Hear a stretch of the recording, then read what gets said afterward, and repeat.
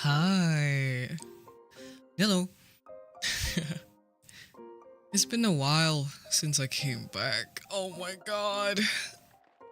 I wanted to use like a Shoost overlay today with like all the fancy backgrounds that I recently got from Booth, but I realized I haven't used it. I haven't used my own overlay in a while.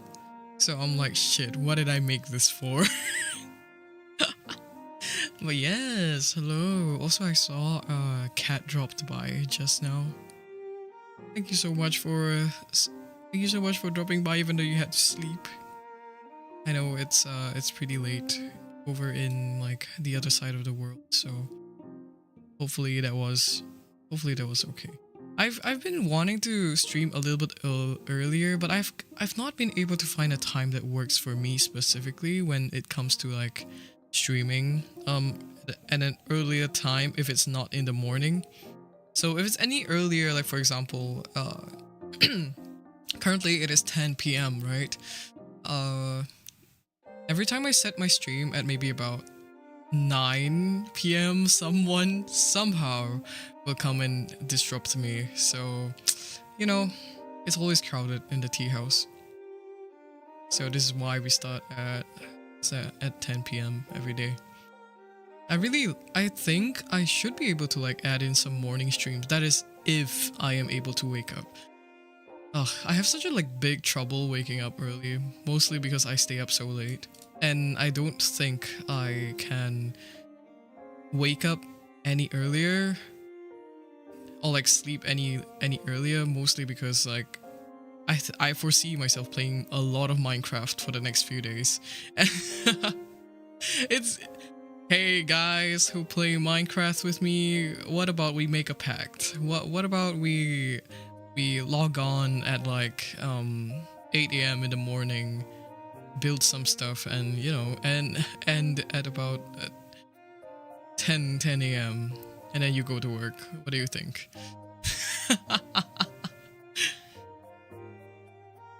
Horrible proposal from hashtag an unemployed friend. 8 a.m. I'm already preparing for work. Damn, shit. How about when you work from home? But yes, let me do... I have a list of like the things that happened over the past 2 weeks, and I think honestly some friends over Discord probably have heard of some of these, but yeah, it's quite a list actually, and I'm not even sure that I'm able to make this comprehensive because I don't know what I wrote down.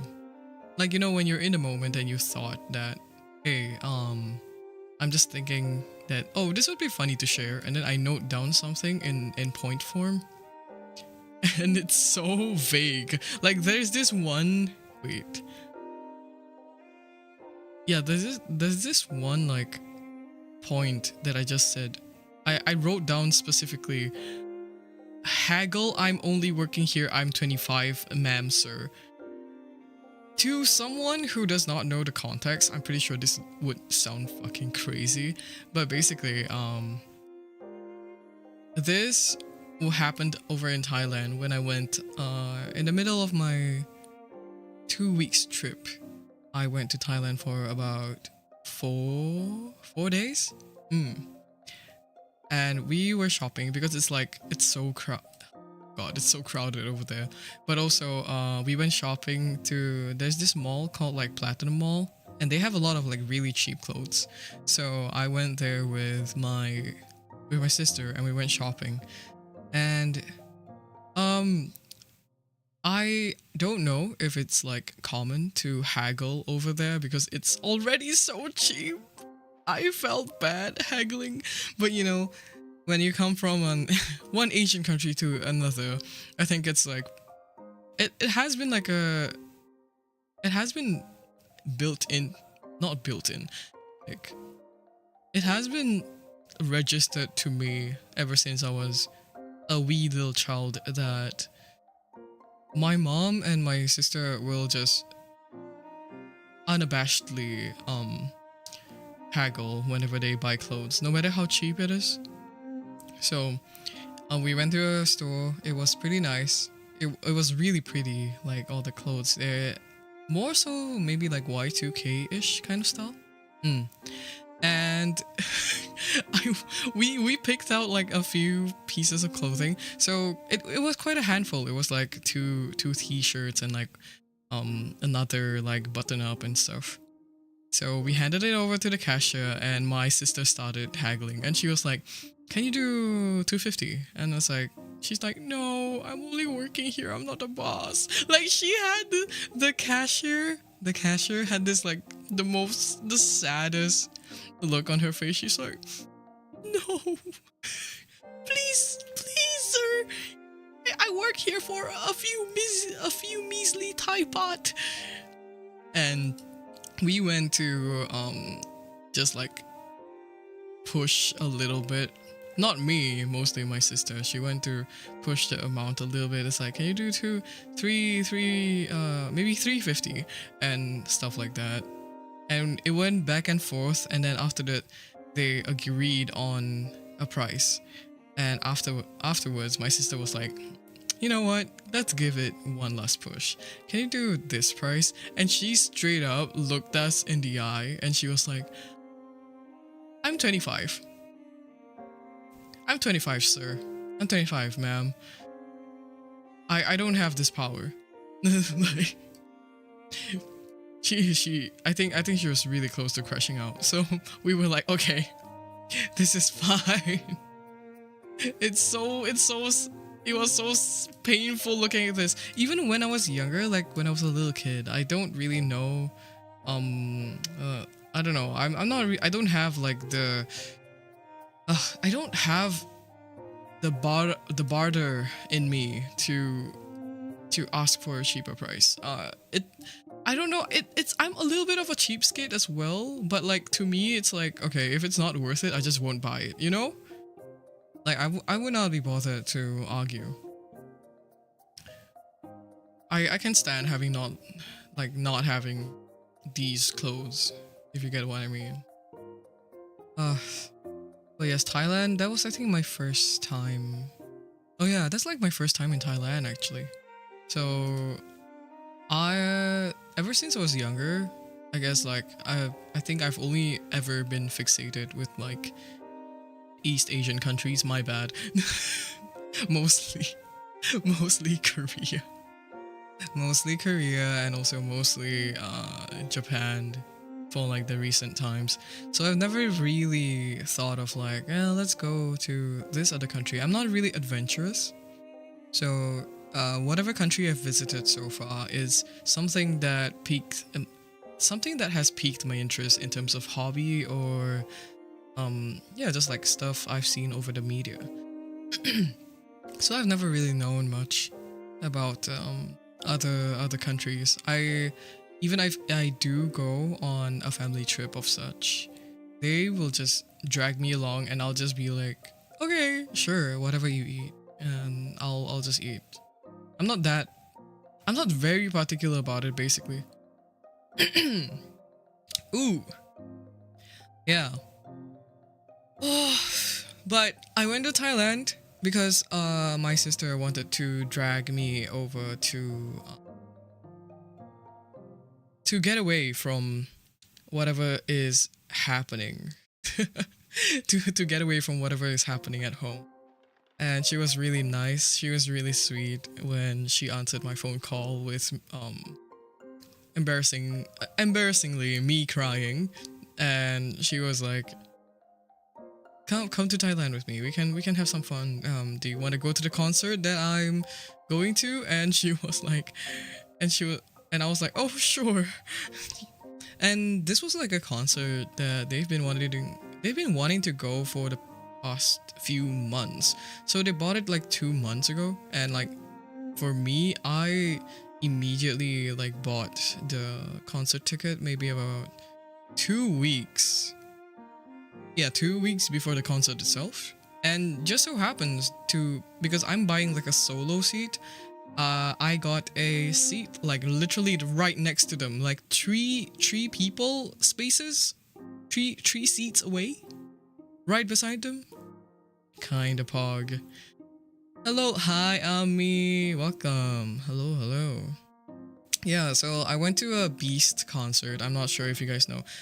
They're mostly known by their new name called Highlight now.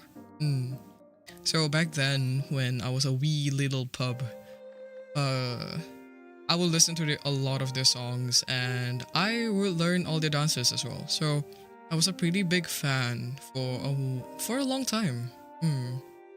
Uh, Back then, they were like a 6-member group, and like the concert we attended, there was only 4. There was only 4 of them. So I went, because Thailand was like kind of hot for the past few days that we were there before the concert, and I was like, okay, sure, I'm gonna wear shorts. Bad idea. I went into the concert hall. It was freezing. The aircon, dude, I was wearing AirPods in my ears and I could hear the aircon going. Like it was blasting. It was blasting. And I couldn't, oh god. So usually I'm used to concerts being a little bit rowdy, like, you know, very active, and just basically people not behaving when they're supposed to. And so when I went to, like, specifically over on the concert, I would just think about like, oh my god, okay, it's kind of cold now, but it's gonna be a little bit warmer later when we're like standing up and cheering, right? Thailand fans did not stand up and cheer. They did not stand up and dance and cheer and like go crazy.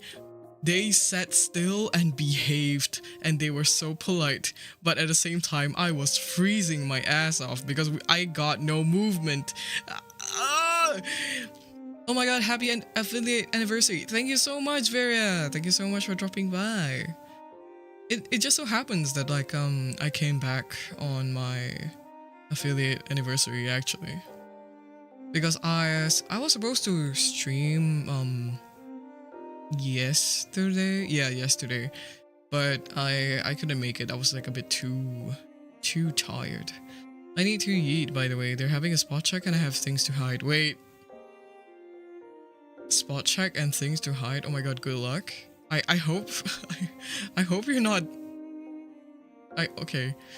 Damn, what are you hiding? Holy shit. Wait, give me one sec. Is someone calling me?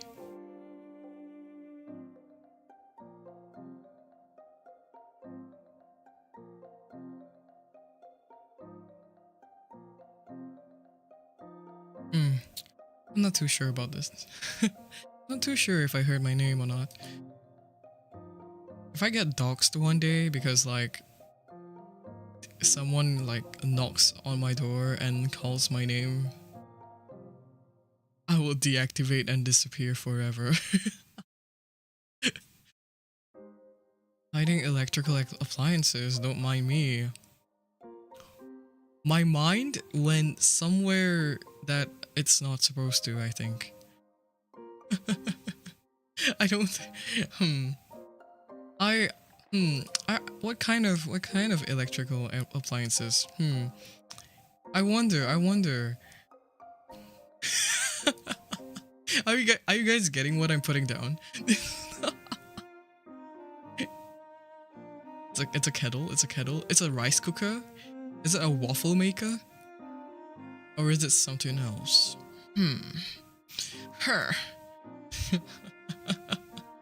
You're the secret she's hiding. I'm under your bed sheets. Okay, wait, give me one sec. I think I am being called, in fact. Oh god, not again. See, this is what. Christian!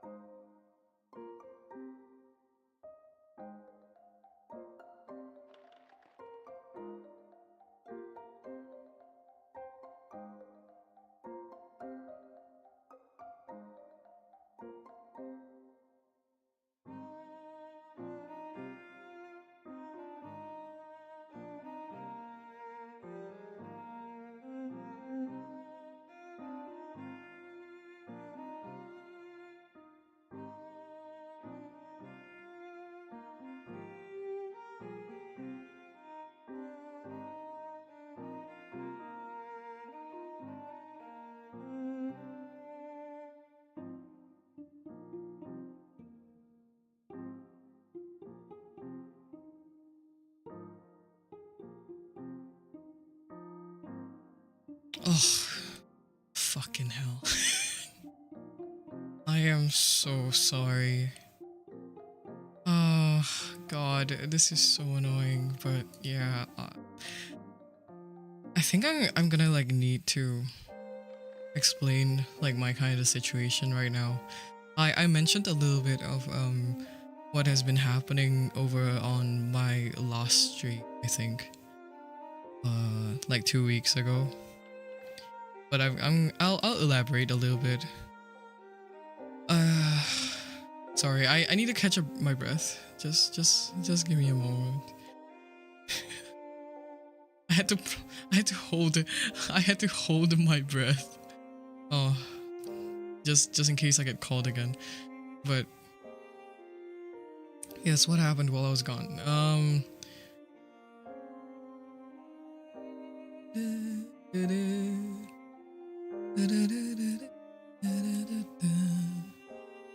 Hi everyone coming in. Oh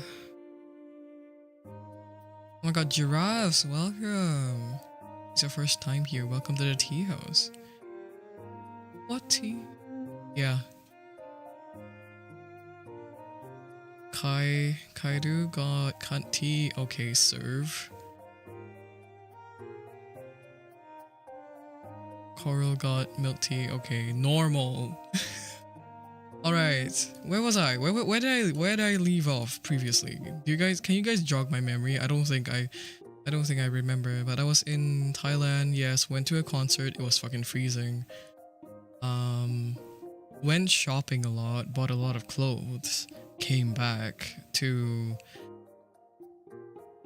my hometown. So there's I'm always serving, bestie. What do you mean? It's true. You're my number one devourer, number one server, waiter. A part of me saying that I need to hide shit. Oh, yeah. Wait, what are you hiding? Can I ask? Or is it something private? Because my imagination is running wild right now. It was going. A kettle? A rice cooker? A waffle maker? I don't know. But yes, how do I go about this? So I'm pretty sure you guys know my kind of like family situation from like earlier this year of basically being stuck in a homophobic household. But unfortunately I give a fuck and I'm still here, and so I will have to like appease them here and there somehow, somewhere. So if I get called for like, I can't really this whole VTubing thing that I'm doing is a little bit of a secret, so whatever I do, I don't think I can tell them that I'm streaming right now. Can you not call me, please? Just don't disturb me.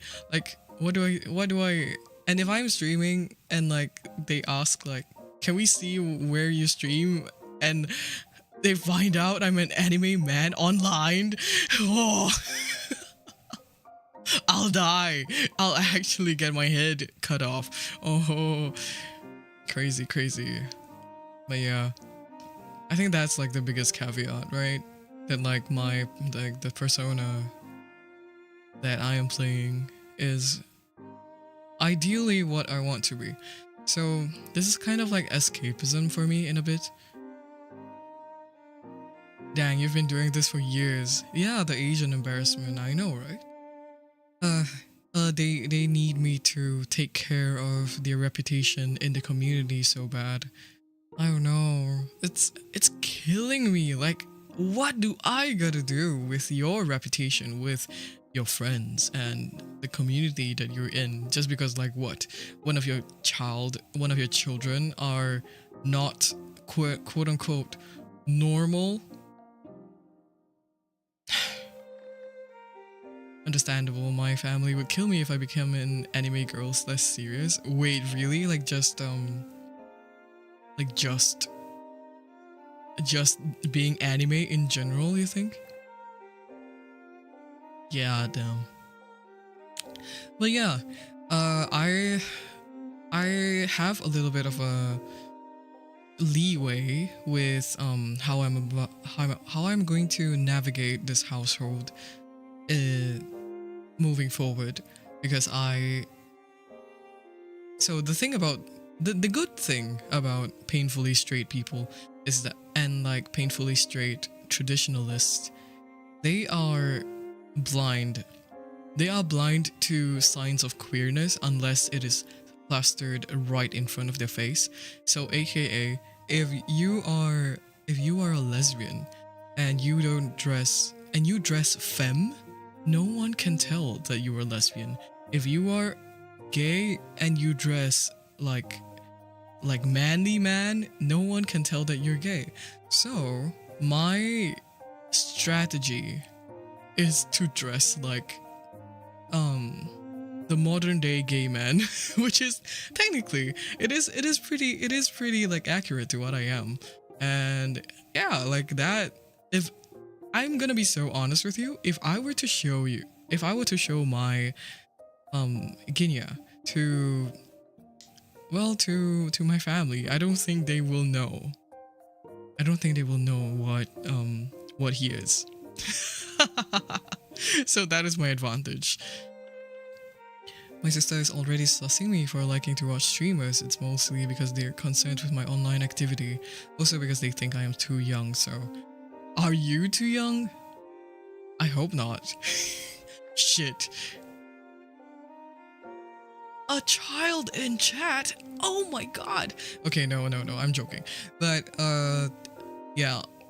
I do get the worry with, especially with like people being too young on the internet and getting influenced, obviously, with like certain mindsets and stuff. I mean, it's already happening with like specifically, who is it again? Like the Sigma podcast, like all the rednecks having the podcast, and everyone else is able to, like everyone else, like little kids, little boys specifically, they're picking up on like the whole like, oh, women should be at home and cooking and like making sandwiches, and men should be going out and protecting women when they're in the relationship. And it's so like, whoa, like where are they picking this up from? These kids are barely like 13, 14. It's quite a mindset to like, yeah, to like stumble upon like these podcasts and just absorb it like it's your personality, don't you think? Your model is so pretty, I cry. Hi giraffes, welcome. Thank you so much. As Ika has said, happy to be able to assist in making you so gender. Thank you so much, mama, for instilling me with this power of confusing everyone. Because as much as I say that yes, I am an anime man online, I do identify a little bit more to the androgynous side and like non-binary, as compared to just being purely male or purely female. Confusion was effective. Ginya do be collecting all the animals? I capture animals to eat. Raw XD. Where did that come from? 2005 babies. Oh my god, you guys are so young. I am almost a decade older, I think. Okay, not that old, but like pretty close. I must say, we are pretty close to a decade. Closer to a decade rather than like half a decade if I calculate it. If I'm being calculative. God. 2005 is the year of the chicken? Oh yeah, Taking a bite out of that? What do you mean? I just had chicken like yesterday. Damn, to think '05 babies are 20 years old this year. Dude, no, I had this same thought. I was just like, oh my god. Looking at the number, like, oh, I'm born in like 2005. I'm I'll be like, wait. Oh my god, you're a kid. And then I realized that it's 2025. Yeah, it's quite crazy. You're at 20, dude. Like, okay, to be fair, I think like recently I kind of went to, you guys know I've been like posting YouTube shorts and stuff like that, right? So I went to my analytics and I went to check where like what the target audience is for, well, VTubers in general, right? And honestly, I think it's like pretty obvious that everyone is kind of like 18 to 30 something. And I did have a bunch of people finding me in the analytics, at least, that they are 13 to 15, and I really hope that they don't come across my content like, if anything is like to NSFW. I don't know. I think it's it's really unsettling to think about. 24 this year, baby. Okay, that's 24 years old. Okay, like people around me, I think I have friends from yeah, like the youngest friend is probably like 20, like born in '04. I believe they were like '04. I don't know. I can't remember. But I think like ever since I hung around like VTubers, at least, like I do feel my age a little bit more. Because everyone else is so young. I'm so oh god, my back is creaking. I do feel that like as much as people around me are younger, I'm still able to talk to them. You get what I mean? I think it's maybe like part and parcel of like just being chronically online, perhaps. I tend to gravitate to fandom with people in their 30s since I've been a teen, hence why I get spooked when I see younger ones. Yeah, I mean, like, to be fair, I am pretty surprised that, well, you're not really that far in age compared to people who are 20 in chat, but I think like it is pretty surprising to find like younger fans of, well, the K-pop groups that I like, at least. Because I think like some, okay, to be fair, I think 2000s, 2001 and 2000s, you guys are still pretty okay. that age range is also still pretty close to yeah, to me. I think time is passing too fast. My back. I think like being old is a really good way of escaping conversation, or like rather not escaping conversation, like keeping the conversation going in a sense, because every time, like if I ever get like awkward with an older person that I'm talking to,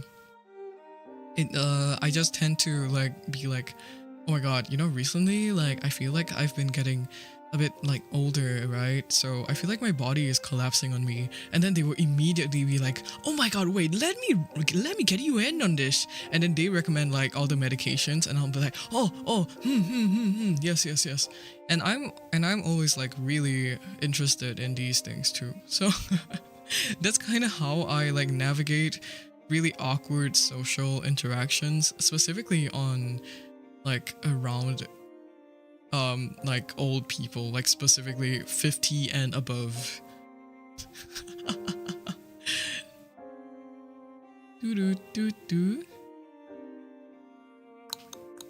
No, AFABs mature faster, young men dumb as shit. I want to agree with you.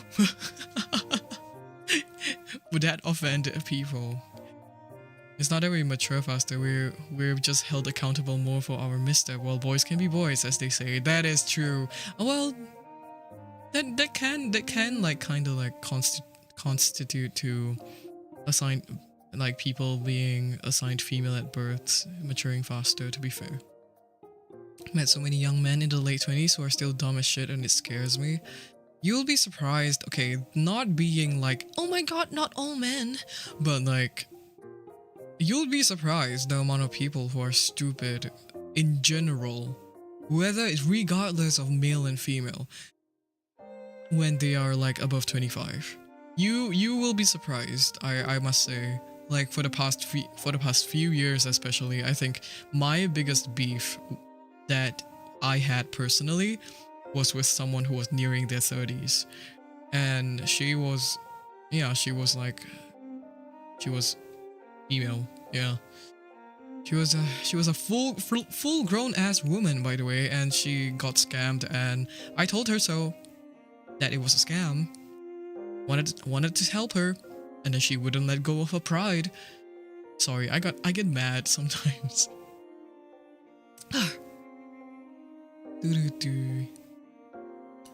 Yep. But I think like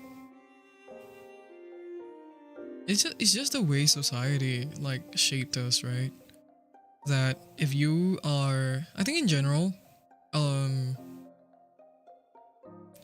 I also kind of have that like internal, not really internal bias, but like internal like thought process whenever someone that's like male like does something stupid, and he was like, oh, of course, like why am I not surprised?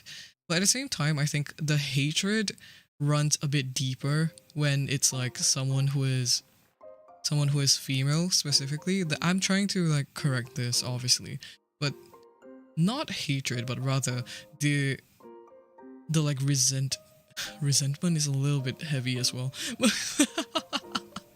I struggle to find words that's like not so dramatic. You get what I mean? Yeah, like just like the distaste. Like I kind of like sense a little bit of distaste more when it comes to like, I don't know, women making mistakes. Maybe because it's not just because like patriarchy and all that. It's just specifically because like, dude, you're bad rep basically. it's like wow, we are already suffering, but like why do you have to like put that upon us again? That's kind of similar to how like I view the LGBTQ community sometimes, because when there is bad rep, everyone will tear us to shreds.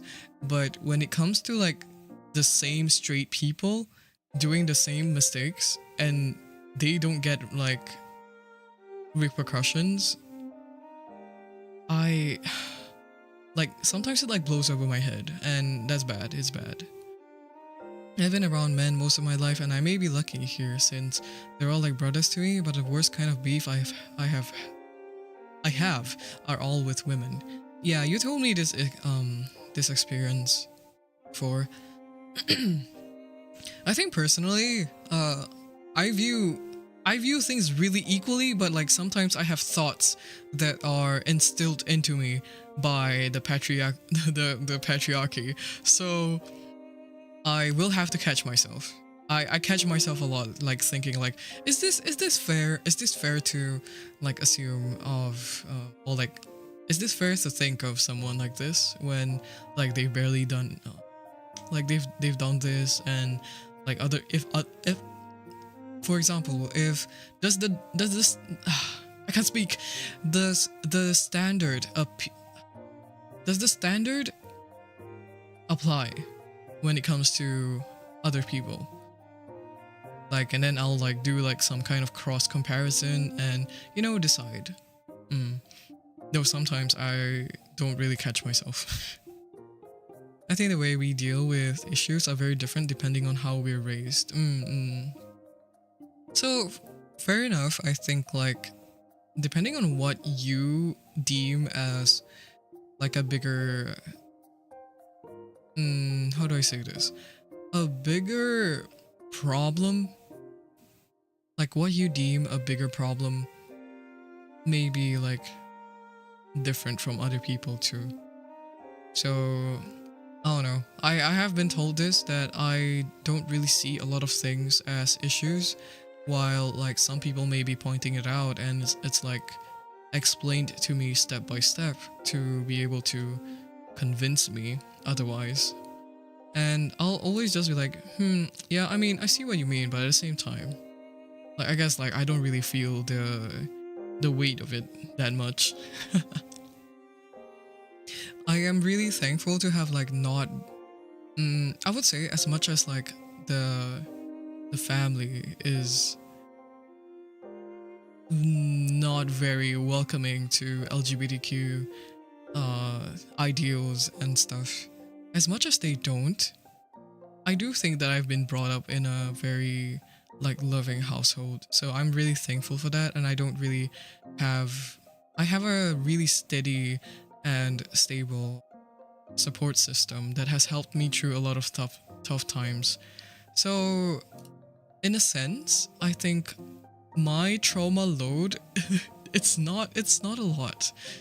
I have been through obviously like many friendship arguments and stuff, but it's really not I wouldn't say it's like anything too bad. Like I can still look back and be like hee hee haha, like laugh at them basically. I don't really try to how do I say this? I don't really let it influence whatever decision I make now, at least. And I think I've mentioned this over on my Twitter like a few days ago. Because over on my holidays, I did a lot of thinking, and when I was thinking about like how I want to handle things moving forward, because like obviously VTubing is quite a huge part of me now, and I think in a sense it is also like such a new hurdle to like overcome, especially with meeting people and making new friends and like just navigating communities in general. I think I need to find myself first before like jumping into all of this. So I was kind of doing a lot of thinking, and yeah, I just kind of decided that this is the kind of person I am. Like I will die I will die trying to, I don't know, like help someone maybe.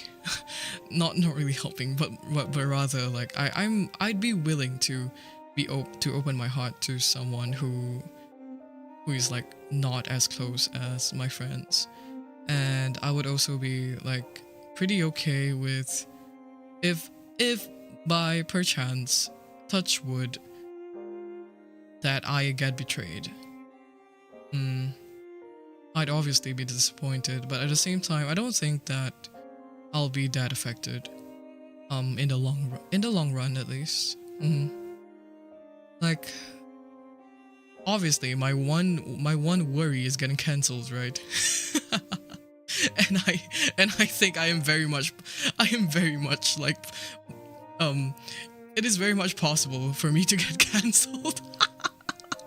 Did I say this with laughter? But shit, like I am so worried that something will slip into my mouth that does not vibe with the rest of the world, because I am born in Southeast Asia, and our sense of morality and like the rates of wokeness in here, like not that I'm calling woke quote unquote as an insult, but yeah, just like it's really different. It's super different. Like cultural differences are like a thing, and obviously online and stuff like that, like no one is able to read nuance. Like, it startles me sometimes as much as someone who, like, as a community that is known to have to navigate time zones, to forget that you are in a different kind of city and different kind of, and hence different cultures surround you versus other people. Like, it baffles me that people don't remember that other people are just raised differently. And I don't really mean like the two extremes versus like for example, someone who is super liberal versus someone who is extremely conservative. Like, I don't mean that, but like there are many nuances basically. Like, some things are okay here as opposed to obviously in the West, right?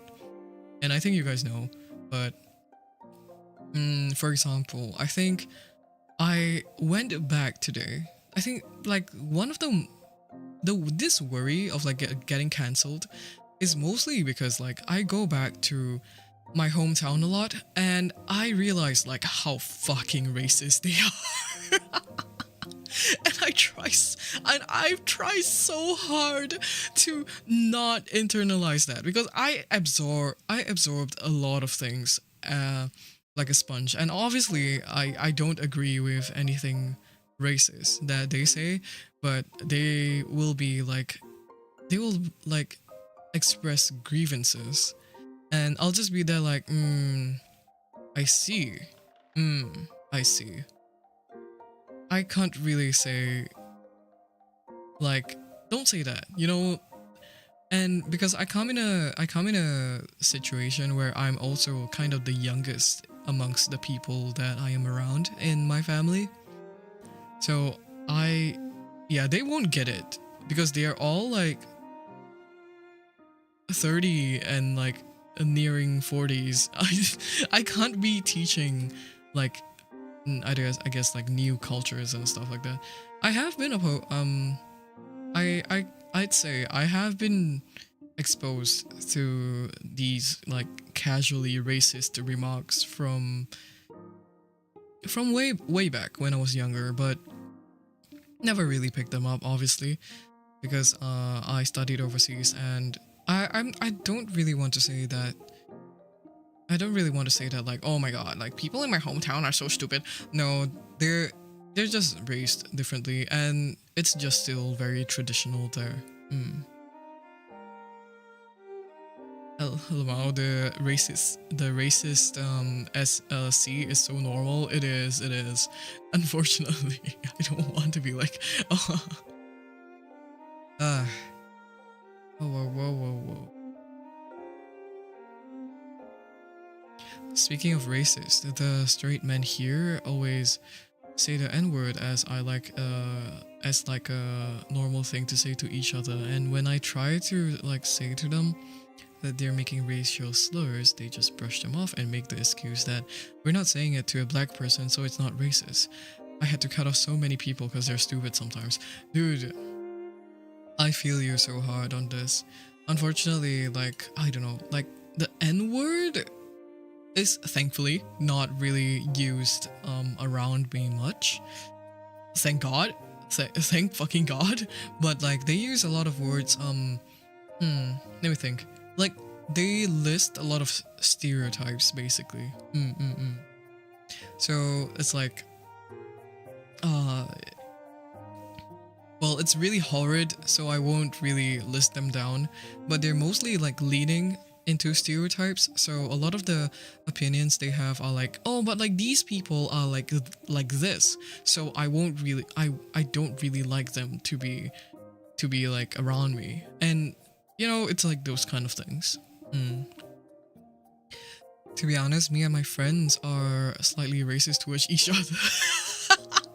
But it's also part of our humor, so we're absolutely okay with it. I would never do that to people I don't know though, obviously. Dude, wait. Being casually racist to your friends is actually like, I think it's pretty common. And if you guys are consenting adults, I think it's fine. Because I do that too. I gotta say.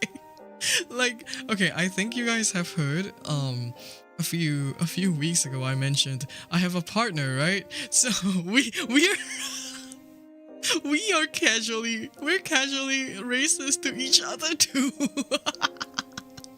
it's it gets pretty funny. It gets pretty funny, I must say.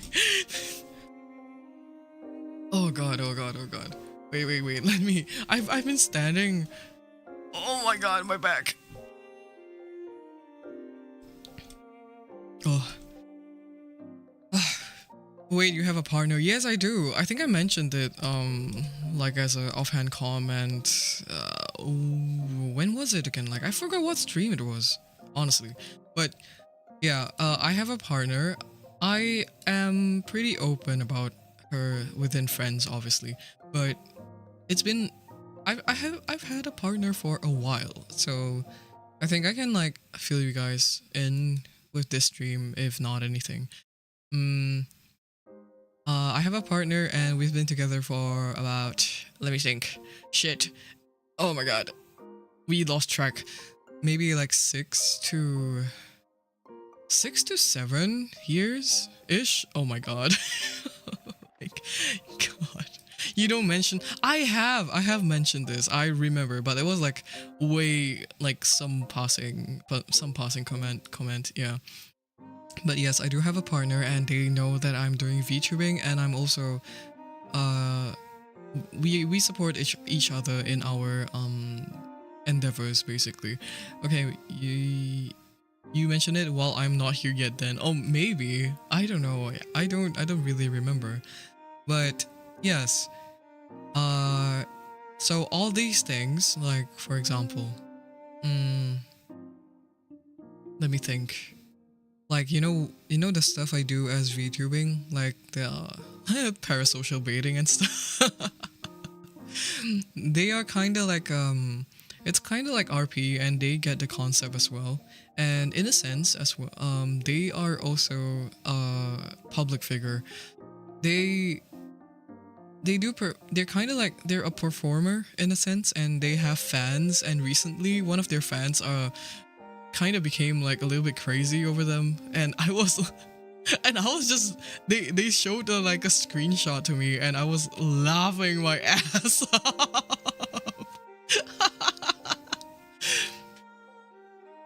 So yeah, it was pretty amusing to see. So we are both consenting adults when it comes to like our, well, what we want to pursue. Like for example, with me and VTubing, and with them and like them performing. I guess like the the consent part just kind of comes from specifically more on the, because I flirt a lot with people on stream, and I write like the RP audios and stuff that is like more so appealing to, yeah, like appealing to something, like leading to something more affectionate and like a romance. So I think like in general, I think I just kind of like have to tell that to her, right? I'll be like, hey, are you okay with me doing this kind of stuff? And they're pretty, yeah, they're like really open about it. I think it's also because like they are really easygoing, and I am also really easygoing, so it just worked out like that. Wait, you flirt a lot? I think I do. Like, okay, specifically with like certain people, I think. I don't really I don't really think I flirt like every time, but it does tend to come off as a joke when it's with friends. But regardless, I would want to like clear that out of the way with her, even though it is a joke. You feel more like an unk to me, so maybe that's why. I guess so. Well, that's good that like you see me as an unk. To be fair, I think like a lot of people just kind of see me as like a unk figure. Because I am fucking lame. So unfortunately, I can't be the cool unk, but I am your reliable lame unk. I feel I'm also oblivious when it comes to flirting, so yappy yappy. Hello Tappy! Hello. Oh, thank you so much for the posture check. Yeah, I was like, I don't know, like I went to ugh, our internet Unc Ginya. My back is straight, my back is straight. Okay. So the thing about like me and my partner is that we are like so open, we're so open about like quote unquote fan service because they're a performer, and obviously I can't really tell you guys the specifics, but they're a performer. They also do fan service. On stage, off stage, it doesn't matter. They do fan service. So they also have to clear that by me, and so I also kind of like clear it by them when I like do all these kind of stuff. Specifically the RP stuff, obviously, like the audios and stuff like that. I really want to like write another scripted audio, but writing is way harder than obviously performing it itself. Hi Bunny, welcome. To be honest, fan service is too normalized in content creators and it's so weird. Is it? I think fan service is just fun to me. I'm not sure how you guys are like taking like depends on what kind of fan service, I guess. If it gets too much, maybe not. But I think like I don't really give out fan service too much. Maybe I don't know. We'll have to that leaves to be seen. Well, maybe when we get into one of my roleplay streams, then you'll see. I don't think a lot of people that watch me are into that though, unfortunately, because like I really like doing the kind of stuff. And whenever I try to flirt on screen, I think like I don't think I have the confidence to carry it through, mostly because everyone will be like, oh my god, boo, boo, throws tomatoes, boo, throws a brick, boo, you know. No one's into that. No one watching me is into that. You like RP streams, but it's dependent on the lore, right? It's not really, I don't think like I've thought of any RP ideas that is like lore based, like more too in depth into the lore. Yeah, but I had like a whole setup. So I wanted to do a really silly one. Okay, I wanted to do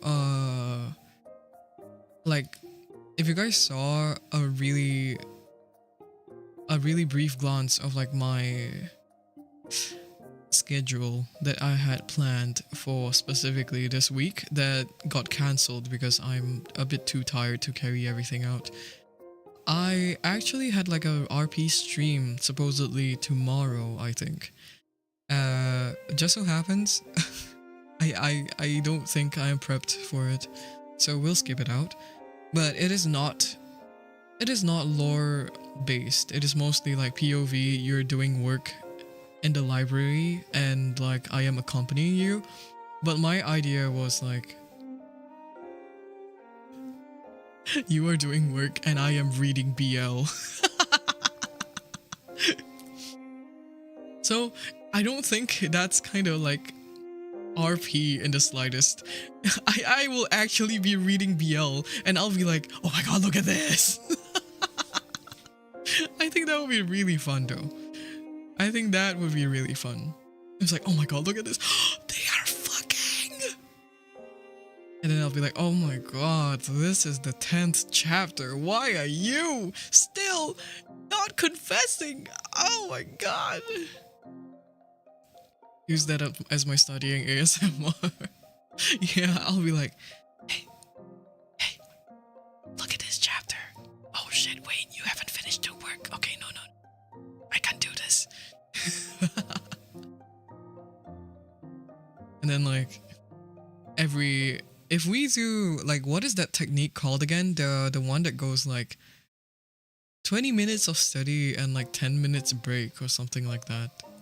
Or like 40 minutes study and like 1 minute break. I think that was that, right? Like that technique. I think we can do that and then like every Pomodoro technique. And so like for 10 minutes straight, I'll just be like, oh my god, by the way, I got through all these chapters and basically this happened and they fucked in this chapter, this page. And then I'll tell you whatever happened, whatever I've read for the past 40 minutes. I read in class with a straight face. It's the fluff that makes me blush. I think I did that like when I was younger as well. I would secretly read under the table with my phone, and actually phones were not allowed back then. This was, to be fair, this was when I was 14. So I was like secretly reading under the table, and my phone got confiscated. So yeah, I was reading yaoi straight up BL.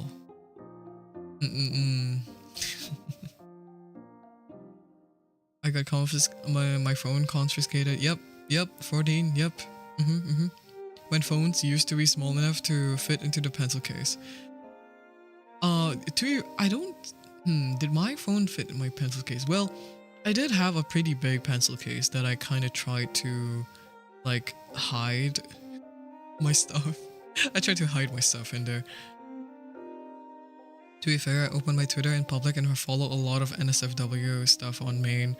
I think that's a lot of people. So like sometimes I really wanted to, dude, like my niece has this habit of like unlocking my phone because I kind of told her my password and I can't really be bothered to change it, to be fair, because I think like it doesn't really matter. I don't really meet her a lot, but she has this habit of unlocking my phone and she'll be like, can you show me some hamster videos? And there is this one hamster Twitter that I follow. Not really, I don't follow it, but like I have like a lot of videos bookmarked. So it is on Twitter, so I will be scrolling my bookmarks and guess what? Guess what I bookmark? Guess what I fucking bookmark? It's BL. I'm gonna kill myself. So I'll be scrolling through my bookmarks and she'll be looking on my screen and I'll just be like, can you like give me some space, girl?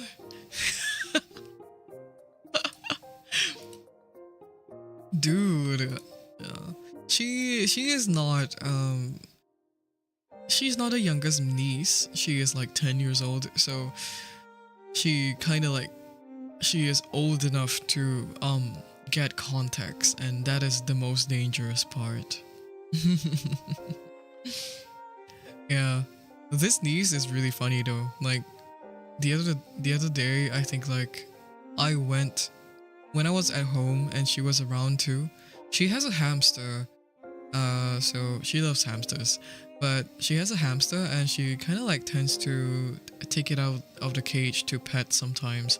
So I was in the toilet one day and I opened the door. Like I was like washing my hand after I finished my business, and I swung the door open and she was there standing in front of the toilet door and a hamster in her hand. And she like, I don't know I don't know how to explain this, but she like shoved the hamster into my face. She was like, what's up? Like shoved the hamster into my face and she was like, what's up? And I'm like, what? Like out of context. I opened my phone in the subway yesterday and zoned out for a solid 30 seconds before I realized the first post on my Twitter feed was a cosplayer presenting her cavern entrance. Dude, that is quite funny. Okay, like, this just reminded me of another story. So the other, like, I think 2 years or like 3 years ago, basically, I did follow I did follow this one cosplayer a long time ago. Like maybe when I was younger, maybe I was like, yeah, when I was still active in cosplay at least. So it was a good like 10 plus years ago. And so I don't really keep up with a lot of cosplayers. I don't really open Instagram anyways. So I went to scroll through my my Instagram feed, and lo and behold, I see her again 10 years later. And now she is doing NSFW content. And that is fine and dandy. That is okay. That is completely okay. Do not get me wrong. I love a little bit of like boobs and pussy, but like, goddamn, I was looking at her and like, I got irked because the way she photoshopped her body pissed me off. As someone who is a proud photoshopper, I pride a lot.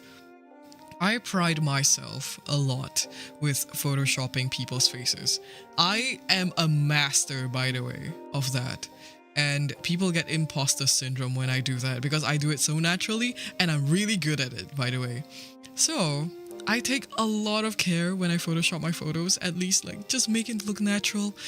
But Christ, I saw the picture of like her NSFW shoot and she, okay, like leg, imagine this, leg spread,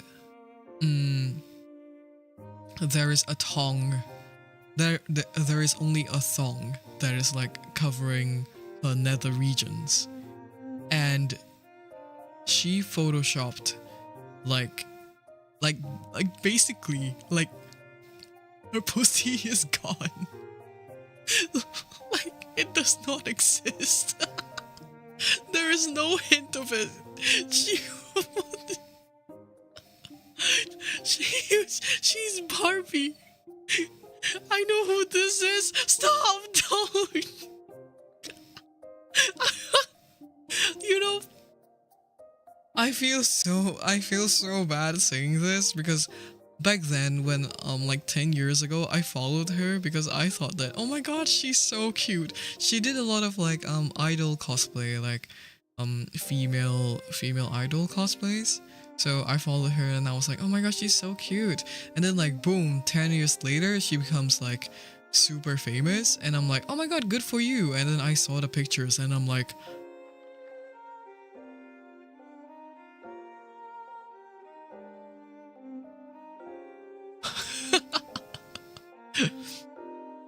yeah.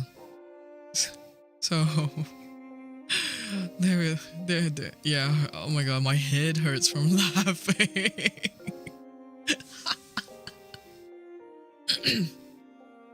So she photoshopped like you know, okay, if an NSFW shoot is done properly, if it was done properly, it would show a little bit of meat, like even if there is a thong that is covering your nether region, okay, but this, it was like Barbie. It was smooth, empty, not a single fold of skin, not a hint of it left. And I was like, where did it go? And also, not only just that, like, okay, you don't want to show your private parts on like social media, that is understandable, right? But god damn, her waist, it was like, it was thick, thin. That's kind of how you can tell that like someone doesn't have an eye for Photoshop or like what looks natural on a human being, because like those proportions, not even, no, it was worse than like, you know, that one Kim Kardashian photo where she had like her waist and her butt, like the side profile. Yeah, like it was worse than the Kim Kardashian photo. So you can just imagine how flabbergasted I was. But yes, no hatred to that girl. I'm just like, girl, whoever the editor is, fire them. And if it is you, go get your own editor, please. Please, just get your own editor. I bet you're earning good money from this. Please. Just invest a little bit. I'm pretty sure it'll be worth it. Oh my god. I died. Oh, my head.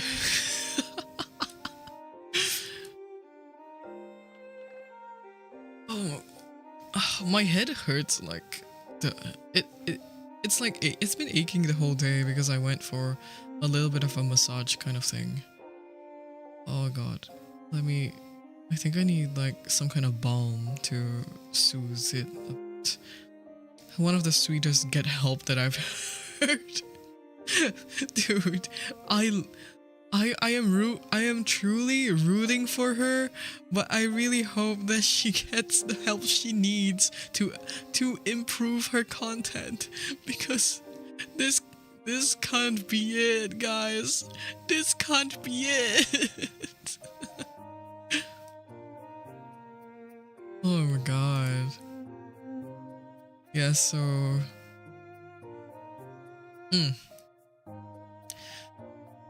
enough of the topic. No more R18. No more R18 stuff. Oh god.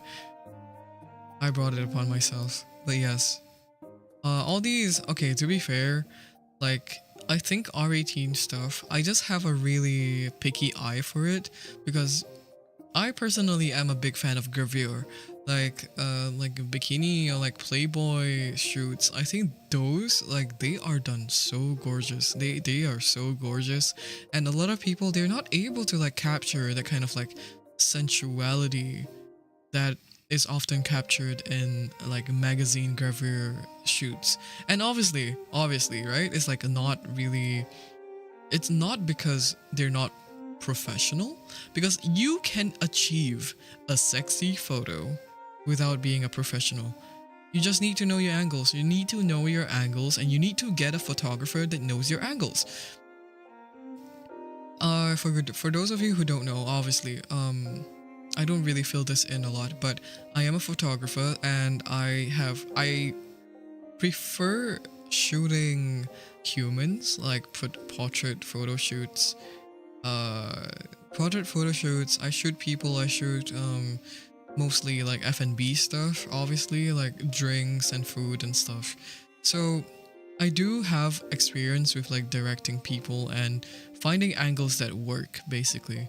And it's, yeah, so I do get kind of picky when it comes to like NSFW content, and it is not captured in the beauty that like sensuality is supposed to portray.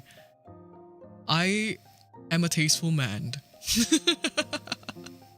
I am a tasteful man, and I have my preferences and I have my standards when it comes to NSFW. What can I say?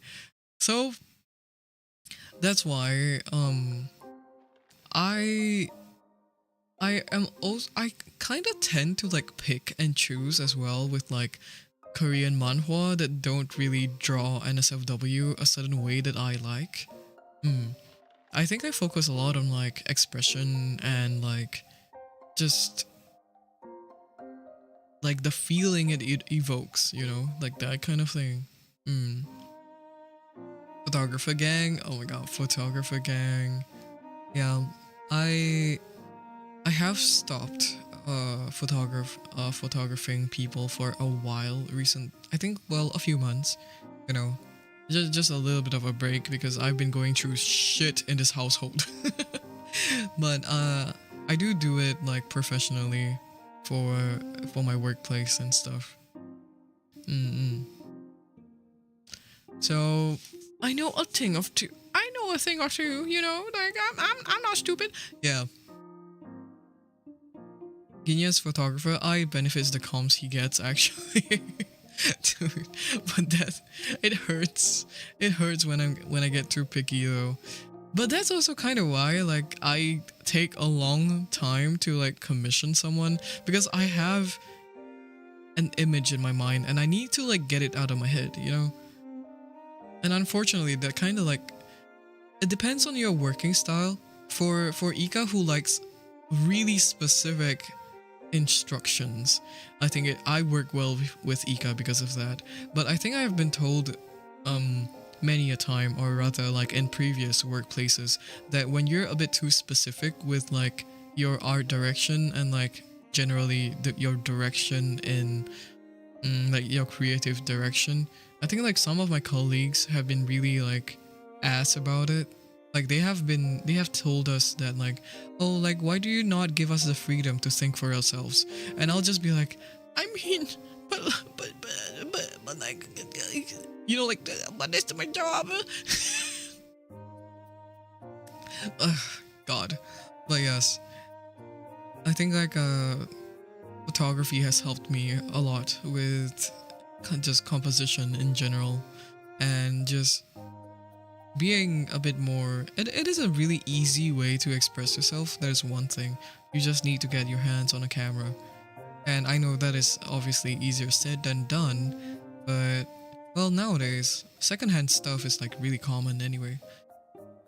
So I tend to like, last time, like a long time ago, I used to have OCs that like I would kind of like cosplay to, like, just because I don't draw, right? Like I don't illustrate.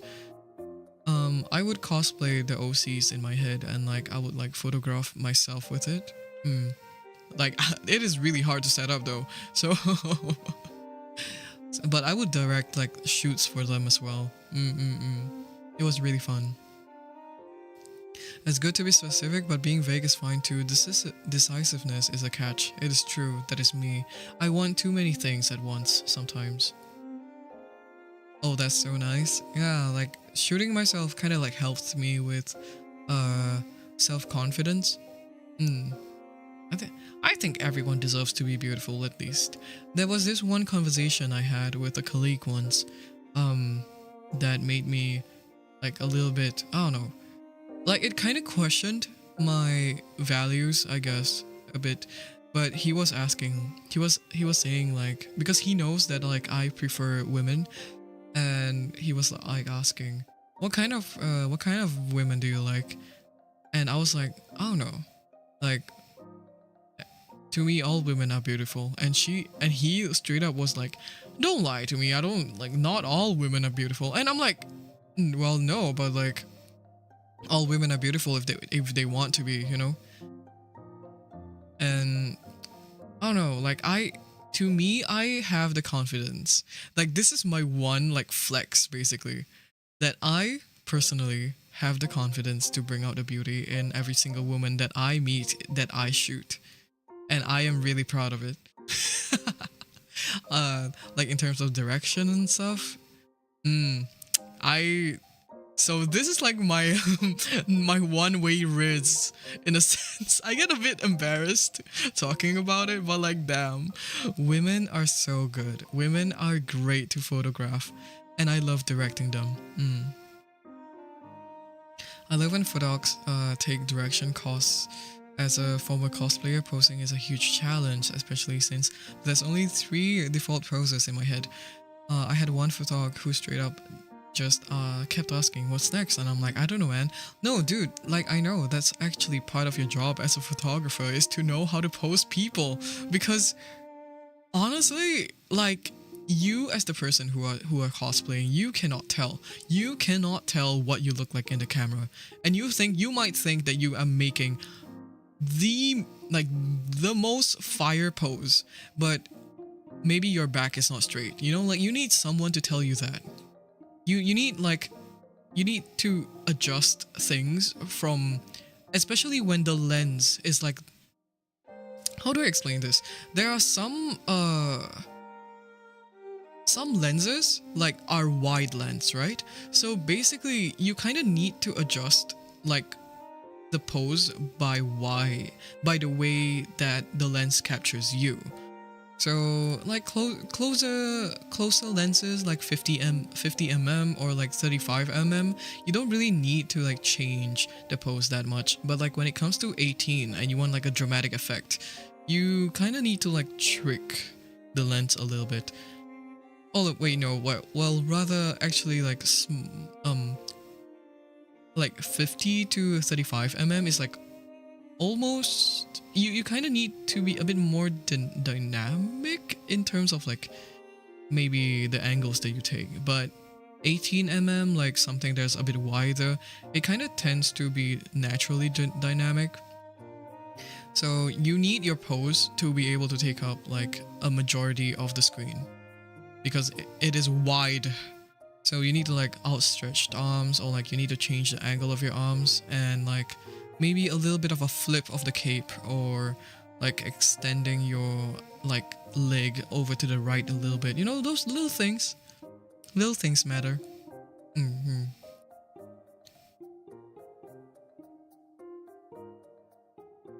Ginya makes cost photos look so good. Dude, my one pride and joy.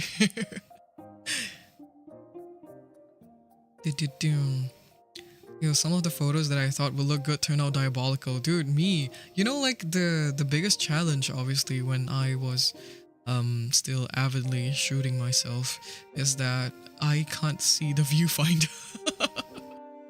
So I would just hope and pray. So there would be like multiple shots of just me going like, I'll pose, I'll look at the viewfinder from the camera, like go behind it, and then I'll be like, fuck, it sucks. And then I'll go back, and then I'll be like, I'll retake, and then I'll be like, fuck, it sucks, and then I'll go back again. Ginya clearly knows what's up. I've been doing this a bit for too damn long.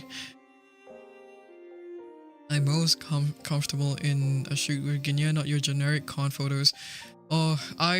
Dude, generic con photos, like the ones that just kind of ask you straight up, like, can I have a picture? And they take like,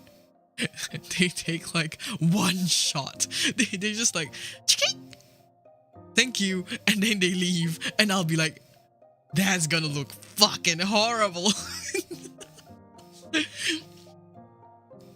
My cam has a feature where it can connect to my phone, and I can look at how it looks through my phone.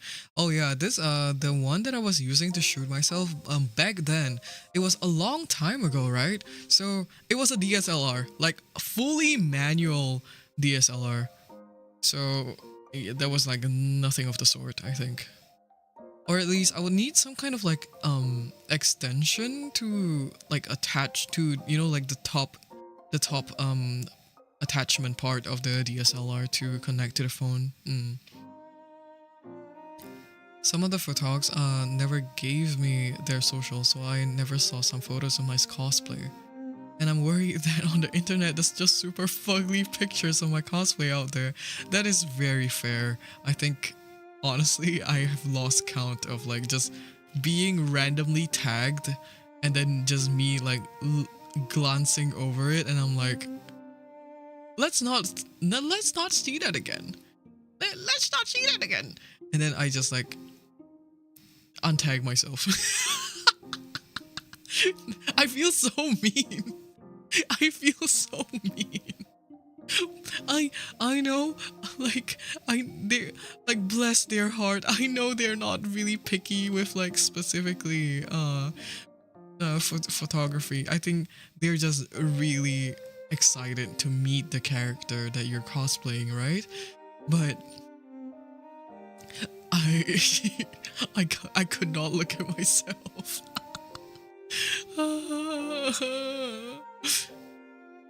I think generally a lot of photogs in the cosplay sphere are really not out there for their art. It is true, it is true. A lot of people, they don't even ask sometimes. They just walk past you and they'll be like, you know, like in your face. Those are the rudest ones. Mm.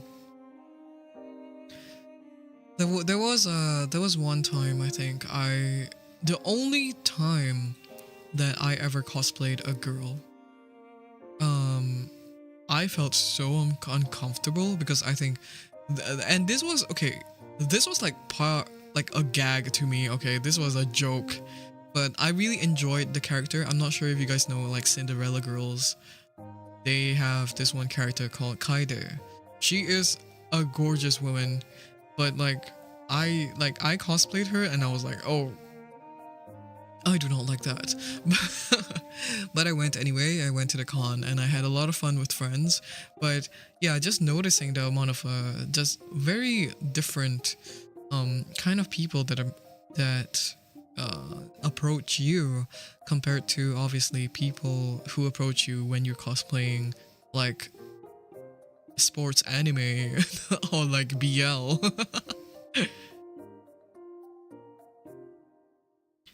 I'm not trying to be sexist, but I generally try to avoid male photogs because 8 over 10 of the times I post for them I felt super uncomfortable. I do get that. I do get that. Yeah, thankfully I don't really have those experience yet, like personally, and I really hope I don't. I kind of have stopped cosplay, but like I have a few plans that I really want to do with friends, so we'll see how that pans out.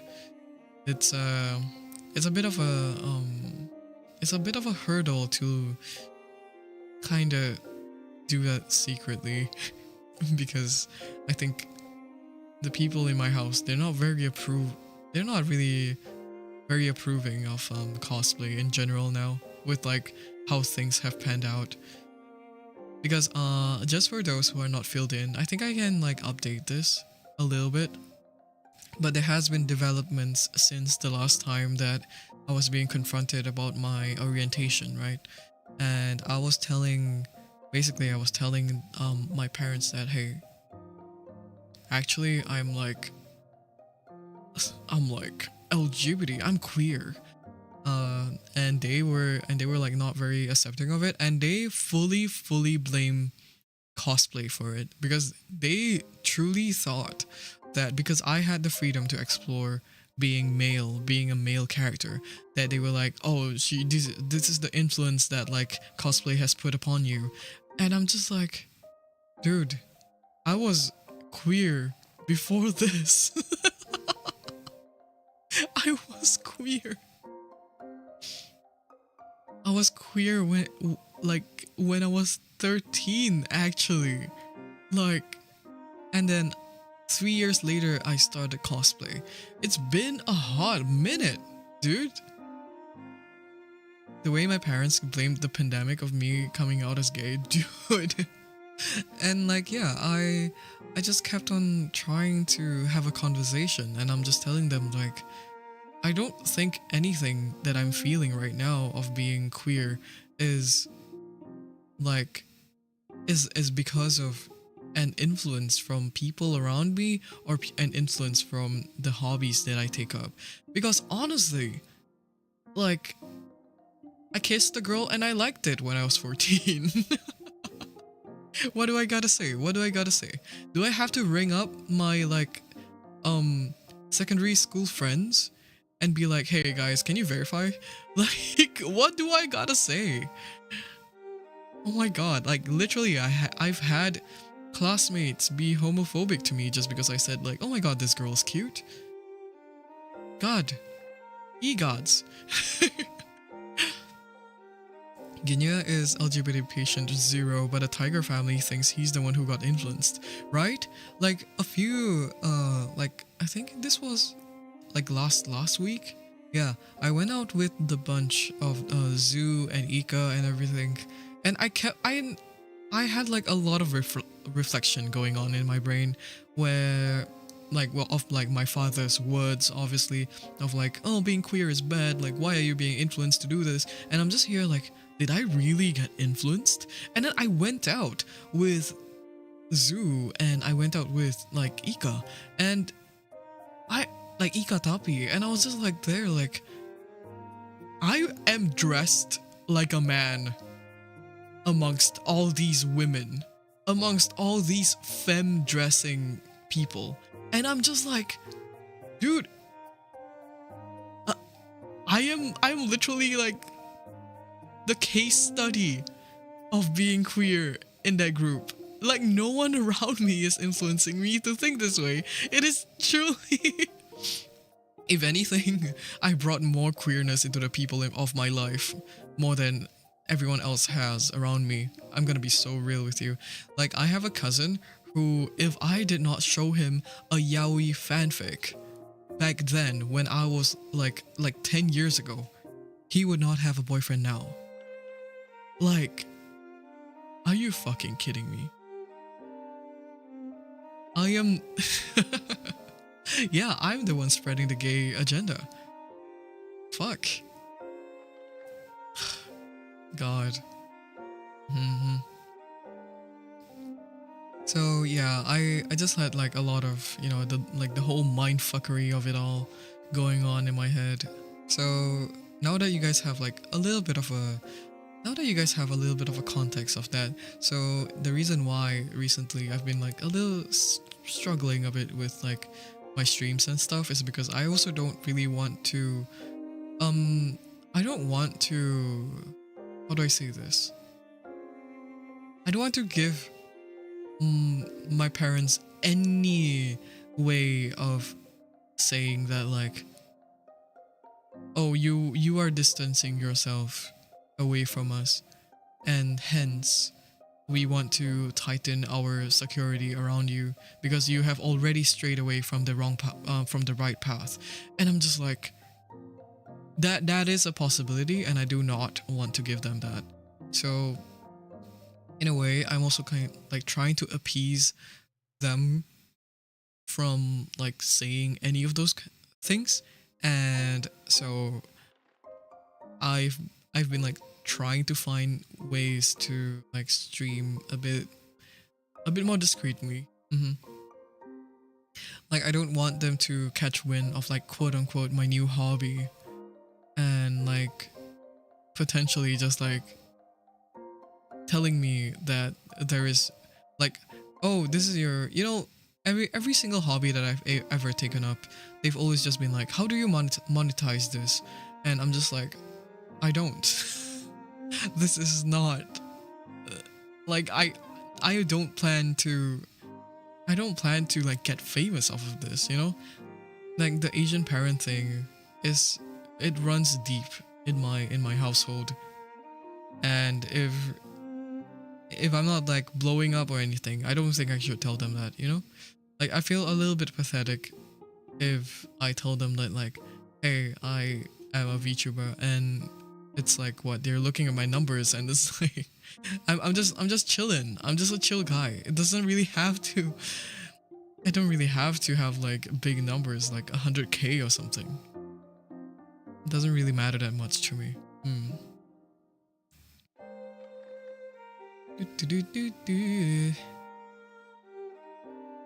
Every estuary outing is a super spreader event. Me, I am patient zero. Ginya's dad would have liked me more before I met Ginya. That's crazy. What? If it doesn't get you money, equals bad. Everyone, him be the performative female he has to be. Dude, let me tell you, like, this is quite funny. Like, the reason why they've been like locking down on me more is specifically because like, okay, I need to give you the rundown of how this went down, okay? So I had a really long and emotional conversation with my dad, and he was like scolding me. He was like, if you don't plan to fix your ways, you will have to leave. Like, leave the house and leave the household name behind.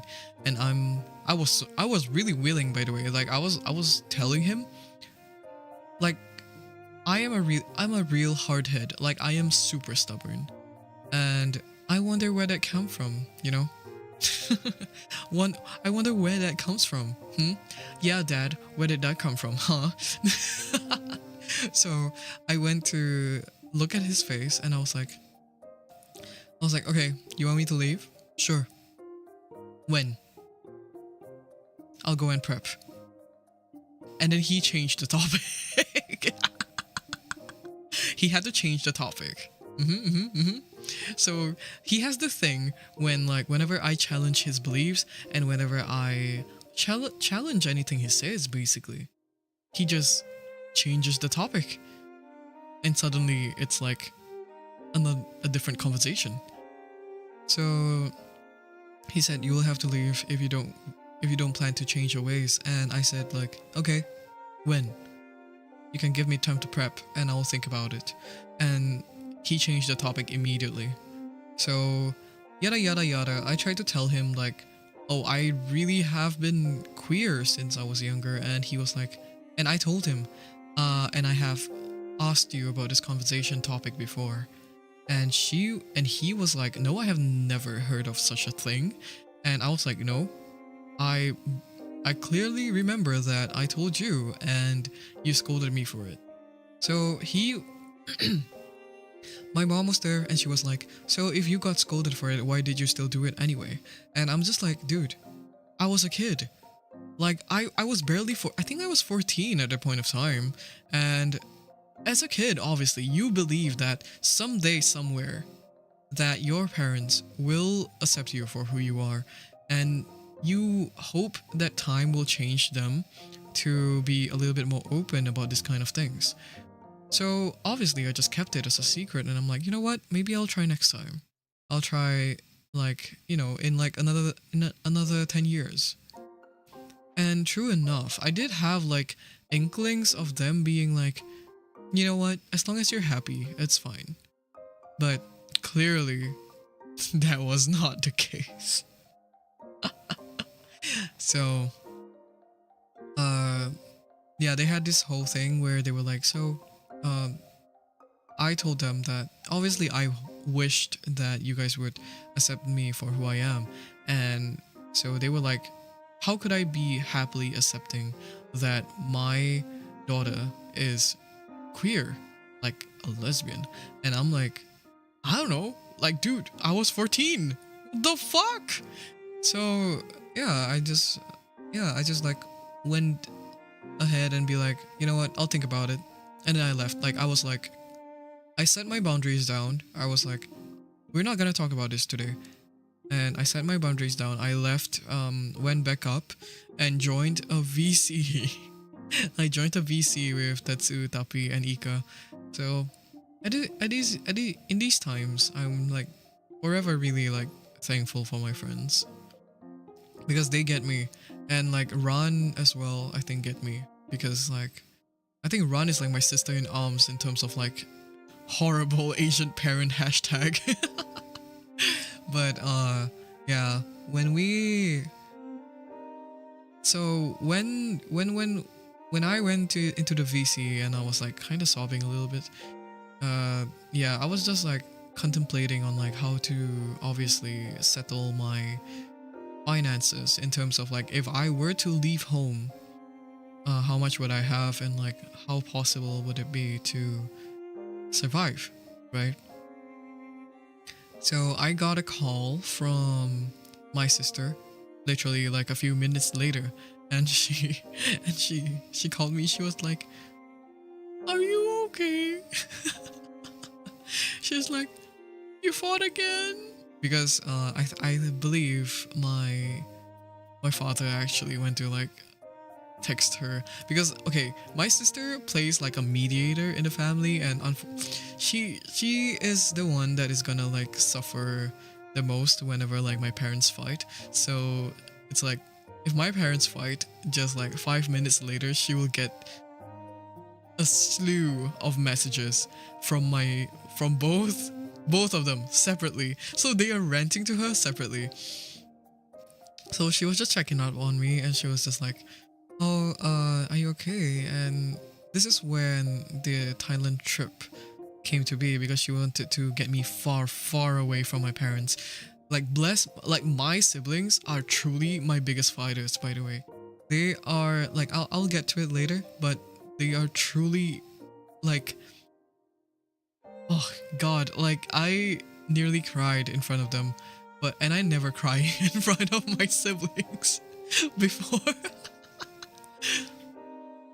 So yeah, my so my sister my sister was saying, hey, you want to go to Thailand, we can get you away from all that. And I'm like, yeah, sure, like all that. And she was kind of explaining to me on like how to quote unquote appease my dad for the time being.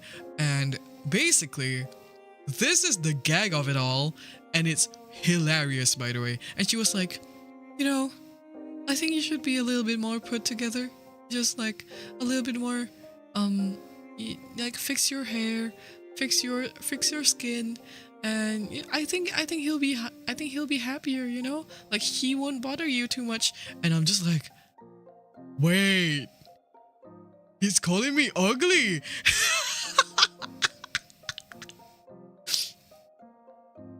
Truly, like dead ass. I was just there like, wait, you just don't like me because I'm ugly? Shit.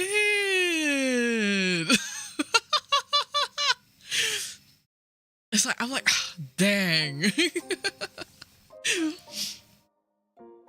So after I hung up the call with her, because I just told her like, okay, yeah, sure, like let's lose weight together, let's go to the like get a haircut or whatever, right? And I got off call and I sat with myself for a good like minute or so, or like 5 minutes. And I went into call and I was telling Ika like, damn, guys, they just don't like that I'm kind of ugly. They just don't like that I'm ugly. What can I say? It was truly diabolical. Like I had to laugh actually, because yeah, like can you believe that? So so when I got that realization, okay, because to be fair, I gotta say I have this habit of being just like, I am really comfortable with myself, by the way. Like with the way I look and everything, like my confidence level is never gonna waver visually, like appearance wise. I don't think that I have a complex in any way, in the way I look at least. I do have a little bit of complex when it comes to like obviously cosplay, because everything is so visually, like it is so visual based. So yeah, that is one complex in terms of like appearance. But on the day-to-day basis, I don't really care if like someone thinks I'm ugly, someone thinks I'm fat. I don't care. Like I do not give a fuck actually. So I guess in that case it kind of like trickles down to the point where I would say honestly that I am really lax when it comes to just my day-to-day outfits. Like I just wear t-shirts, baggy pants, sports shoes. Just like I actually dress like a like a straight man, unfortunately. So yeah, I kind of dress like a straight man. So fast forward to like my current strategy, by the way, is to dress like a gay man. Yep. It has solved many of my problems, by the way. So that is really enlightening to know that they just fucking hate me because I'm ugly. And I think it's also because like I gave a standard when I was way younger. Like pre-COVID, Ginya was well put together. I had a lot of like I still bothered to put on makeup for like gatherings and whatnot. But like after COVID, I think I just got lazy basically. And I have like, I don't know, I am pretty confident in the way I look. I just am a lazy fuck. I'm just lazy as fuck. They hate you because you are better. They hate me because I serve. They hate me because I used to serve and now I don't. They approve of makeup but not queer. Crazy. I mean, I don't know, makeup is pretty normal in like where we are, no? I would think at least. But yes, I was so let me think. Let me think. Where was I? Right. So I told everyone in call that like guys, they just hate me because I'm ugly. And I went about my day. I just had like well, I had a lot of fun like calling that day because everyone I was just laughing about it, right? So the next morning I actually had a meeting to attend to and it was really early. And I had half a mind to talk to have a conversation, obviously, my with my parents and but they weren't awake yet. So I'm just thinking like I don't really want to give them the impression that I'm running away from like confrontation because I have the balls to approach my parents after a fight. And a lot of the people in my family they just kind of opt for the silent treatment after like for 2 weeks on until they cool off to have a conversation. But no, I straight up I got dressed, wore possibly the most demure clothing that I could muster from whatever is in my wardrobe. And I walked down to my parents. I swung the door open to my dad's room. I straight up was like, wing, boom. Hey, I'm going out. You know how Asian parents are? They kind of like to pretend that nothing happened, even after a fight has broken out. He was like, hey, he gave me this like really pathetic tone of a almost like he was begging, and he was like, come here, let's talk, you know. And I was like, okay, well, what's up? And he gave me like the most groundbreaking lecture I have ever listened to. It wasn't exactly a lecture. It was mostly because like I like a life, like his explaining his philosophy behind why he is so desperate for me to walk down the right path, quote unquote. And I don't know how to say this without making you guys like you guys will be shocked with what left his mouth. So he was like, you know, it's not like I don't understand your lifestyle choices. And I know that you are surrounded by people who are more liberal with their orientation. But from where I come from and my life experiences, I don't approve of this. And I will never approve of this unless I am proven otherwise by other people. Well, logically, he is a man of power, and everyone around him is obviously scared of him. So no one will be able to tell him that, hey, this kind of thing is actually pretty widely accepted nowadays. And yeah, he was like, if you must walk down this path, you can make it a hobby.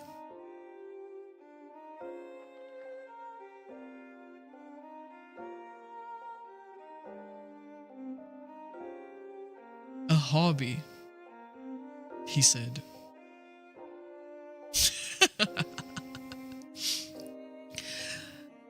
And you know what's crazy? You know what's the craziest part about this? I don't need you to love, he said, I don't need you to love your husband, but you must love the child that you are going to have.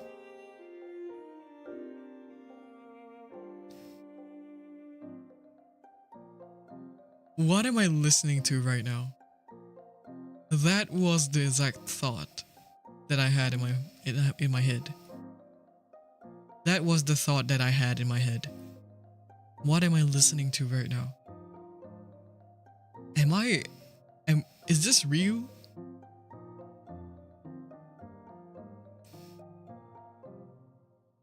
You really said gay is okay, but only on Pride Month. Love your child, why can't he do that for his own though? That is so true. But yes, so that was a crazy fucking sentence. That like, if you wanna be queer, make it a hobby. I was flabbergasted.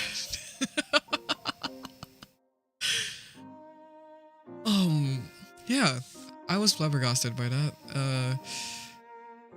What else? That was crazy. That was mostly it. And then he was like, you know, if you want to be queer, at least be bisexual. And I'm just like, where are we? In my good year of 2025. Where are we? Yeah. Not that I can change his mind, but you know, I was just a little bit like gagged, like mouth open internally. I was like, what? And so after I left that conversation, I went to text my friends, and I was like, hey guys, Papa knocked told me that if I want to be queer, I can make it into a hobby. What if I want it to be a passion, guys? What if I'm passionate about queerness? I had a whole university thesis about the LGBTQ community in video game spaces. I actually did research on this. I must say that it is pretty bold of you to ask of me to treat it as a hobby when I have a degree in queerness. I actually have a degree on queerness. Shit.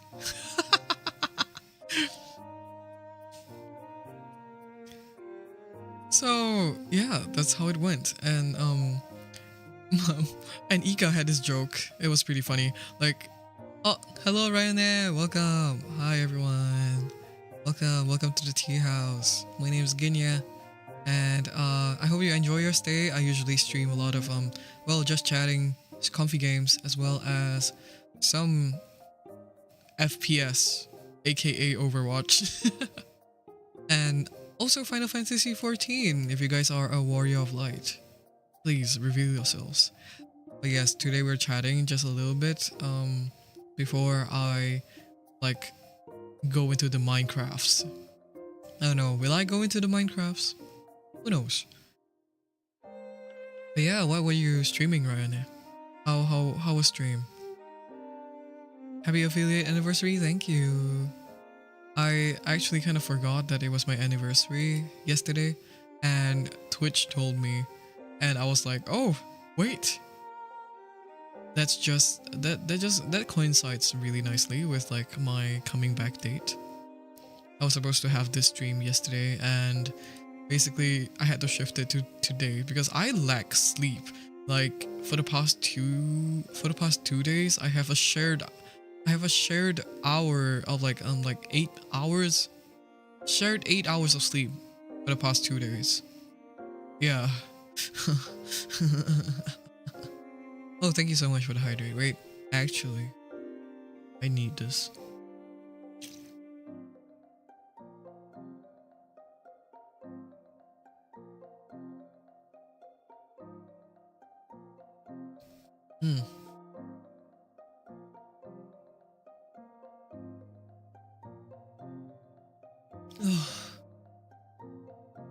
Wait, give me 1 sec. Okay.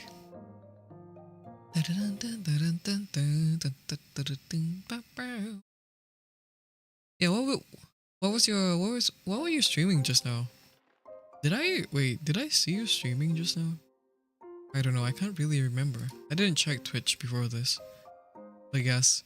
We were just talking about how my father, Mr. Papa Noct, um said that queerness, if you want to be LGBTQ, if you want to be lesbian, if you want to be gay, if you want to be transgender, you can treat it as a hobby.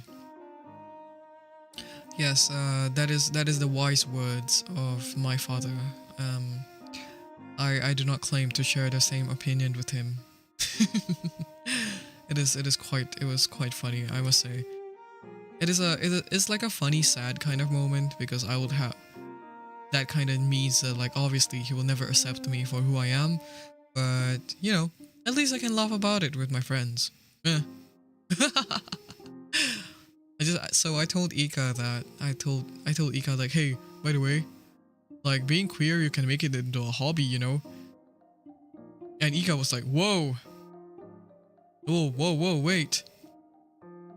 Does that mean that you're the president of the LGBTQ of the lesbian CCA? For those who don't know, CCA is like what, like co-curricular activities. That's what it stands for. It's like basically your after school activities. Yeah, it's like the after school club, like the LGBTQ club, or like you have heard of the volleyball club, you have heard of the soccer club, you have heard of the art club, you have heard of the science club, but have you ever heard of the coveted LGBTQ club? Only those who surf and eat are allowed in this sanctuary. It is an exclusive space, and if you're watching me, I am assuming that you like the gays.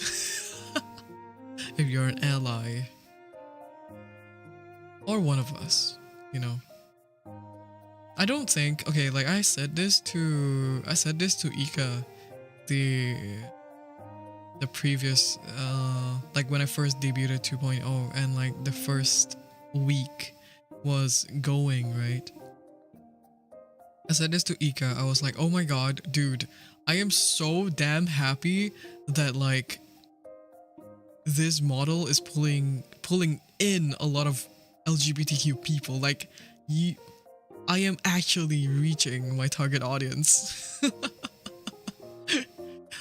Because before that, I don't know, like I do appreciate everyone else, obviously, that has been sticking with me for the past few years, but it is glaringly obvious that the gays really love this model.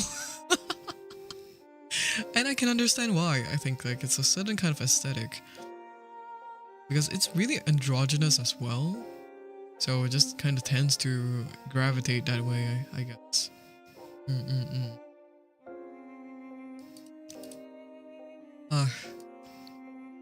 Wait, let me... Yeah, so that is basically the story of why I am a little bit more...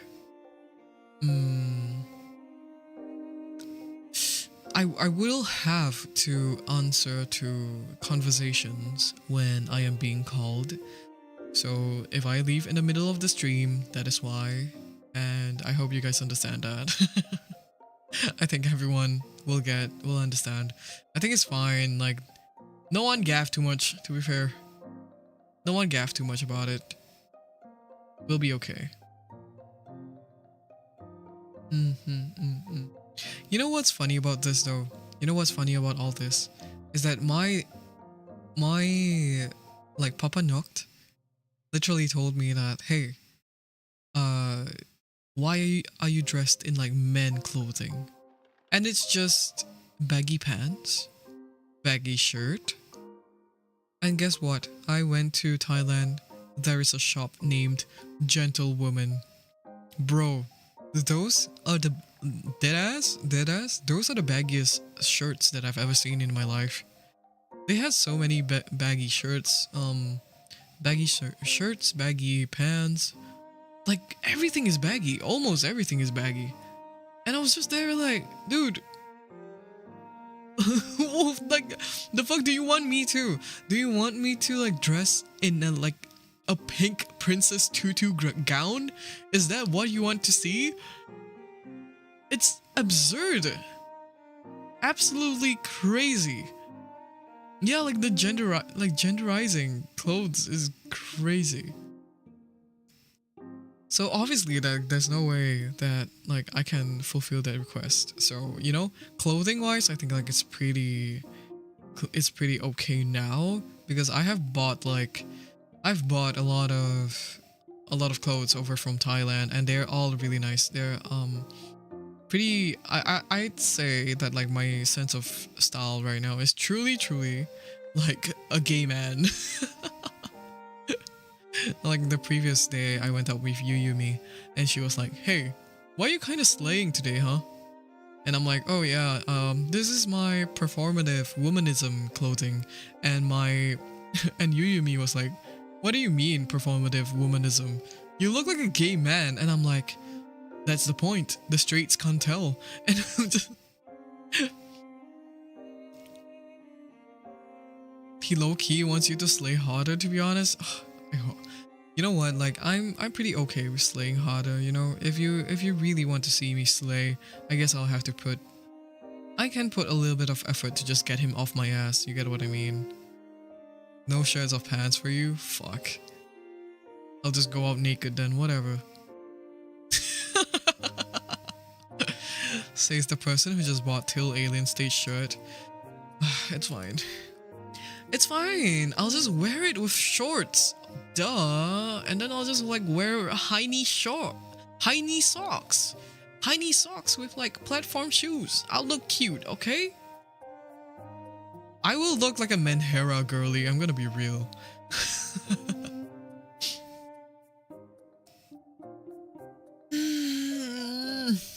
Whoa.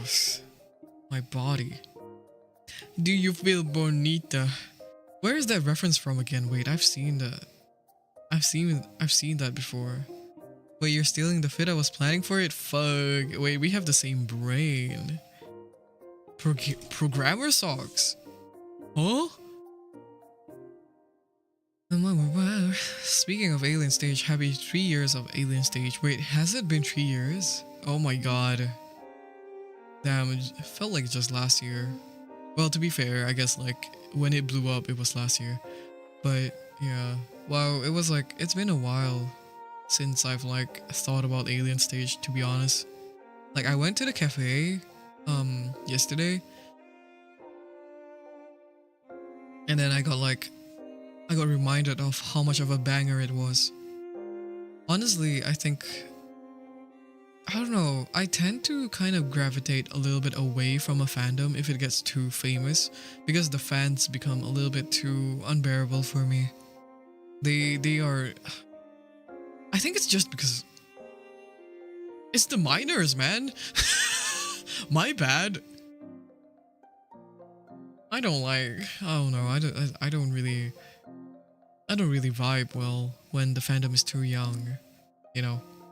Like they're not very familiar with like just respecting the artistry behind it, and all the eye is like, oh my god, a yaoi, oh my god, a yuri, you know. How does it feel? How does it feel that it doesn't haunt your daily life? When the public touches an indie community, kind of ruins it, to be honest. Yeah, that's exactly what I'm talking about.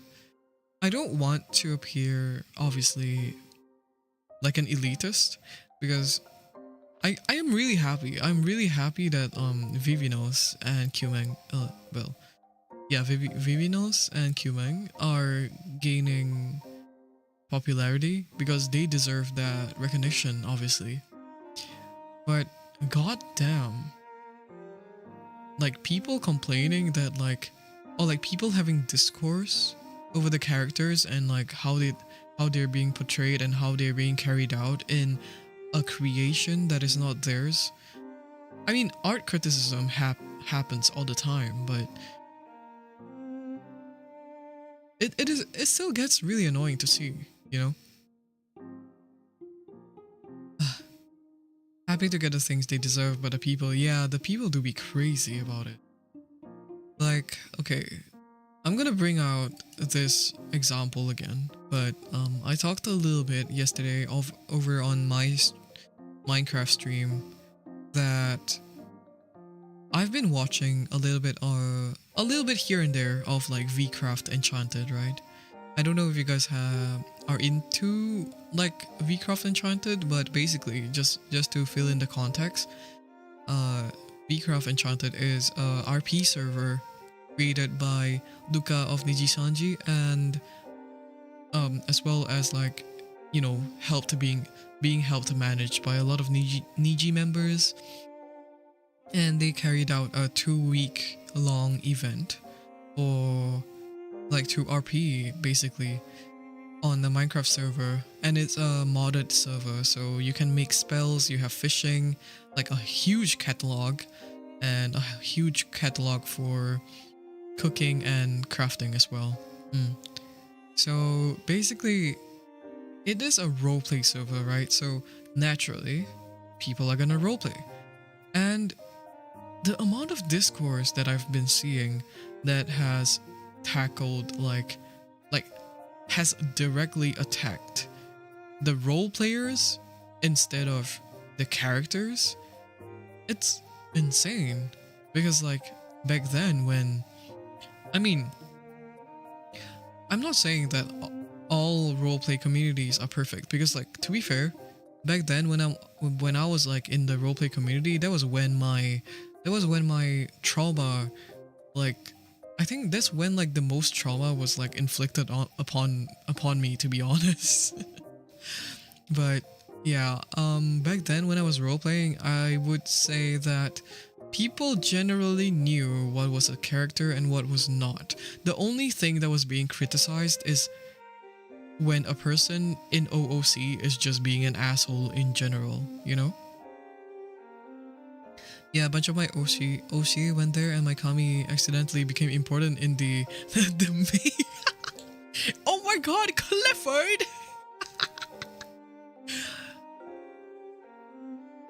The feud between Vitruvius and Clifford. I really enjoyed that little song that Calvin wrote for Vitruvius and Clifford. But yes, anyway, I digress. Back to the topic. Yeah, back then we just used to just not like people for the person that they are, like behind the scene, like behind the character, right? Because there's never really like intertwined critique, I would say. Like, for example, oh, like your character is like this, so that means you must also be like this. That is the majority of like the argument that I've been seeing on social media, at least, and they really don't get it. And I don't know if this is like a generational thing, or it's just like, did I grew up like in the different part of the internet, you know? Human comprehension is low-key degrading. That is true. Well, what would I, why again, why am I expecting a really nuanced conversation over on like an application like Twitter, you know? I don't think I should care too much, but at the same time it just gets frustrating to see, because these people put in so much heart. They put in so much heart and talent into acting out all these characters to make them super convincing, but everyone just doesn't have the eyes, or like doesn't know how to appreciate that, because they think that it's the real person that is acting that way, and they're like, oh my god, why are they such an asshole? And it's like, dude, why are you fighting? They are playing pretend. They are fucking playing pretend. Remember when we were kids and we would play house and you were the dad and I would be the mom? Yeah. This is exactly the same. There is no difference. Oh my god. I get so passionate in terms of like roleplay topics and stuff. So I'm not very I am not very...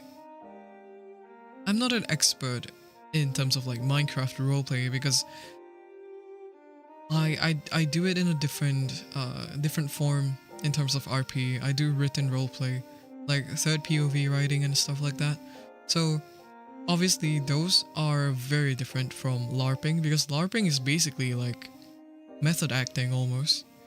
And yeah, just like people, some talented people just do it so naturally that you get convinced that they are their character, but they're not. And yeah, I just hope that like people would wake up, that grow up, come on.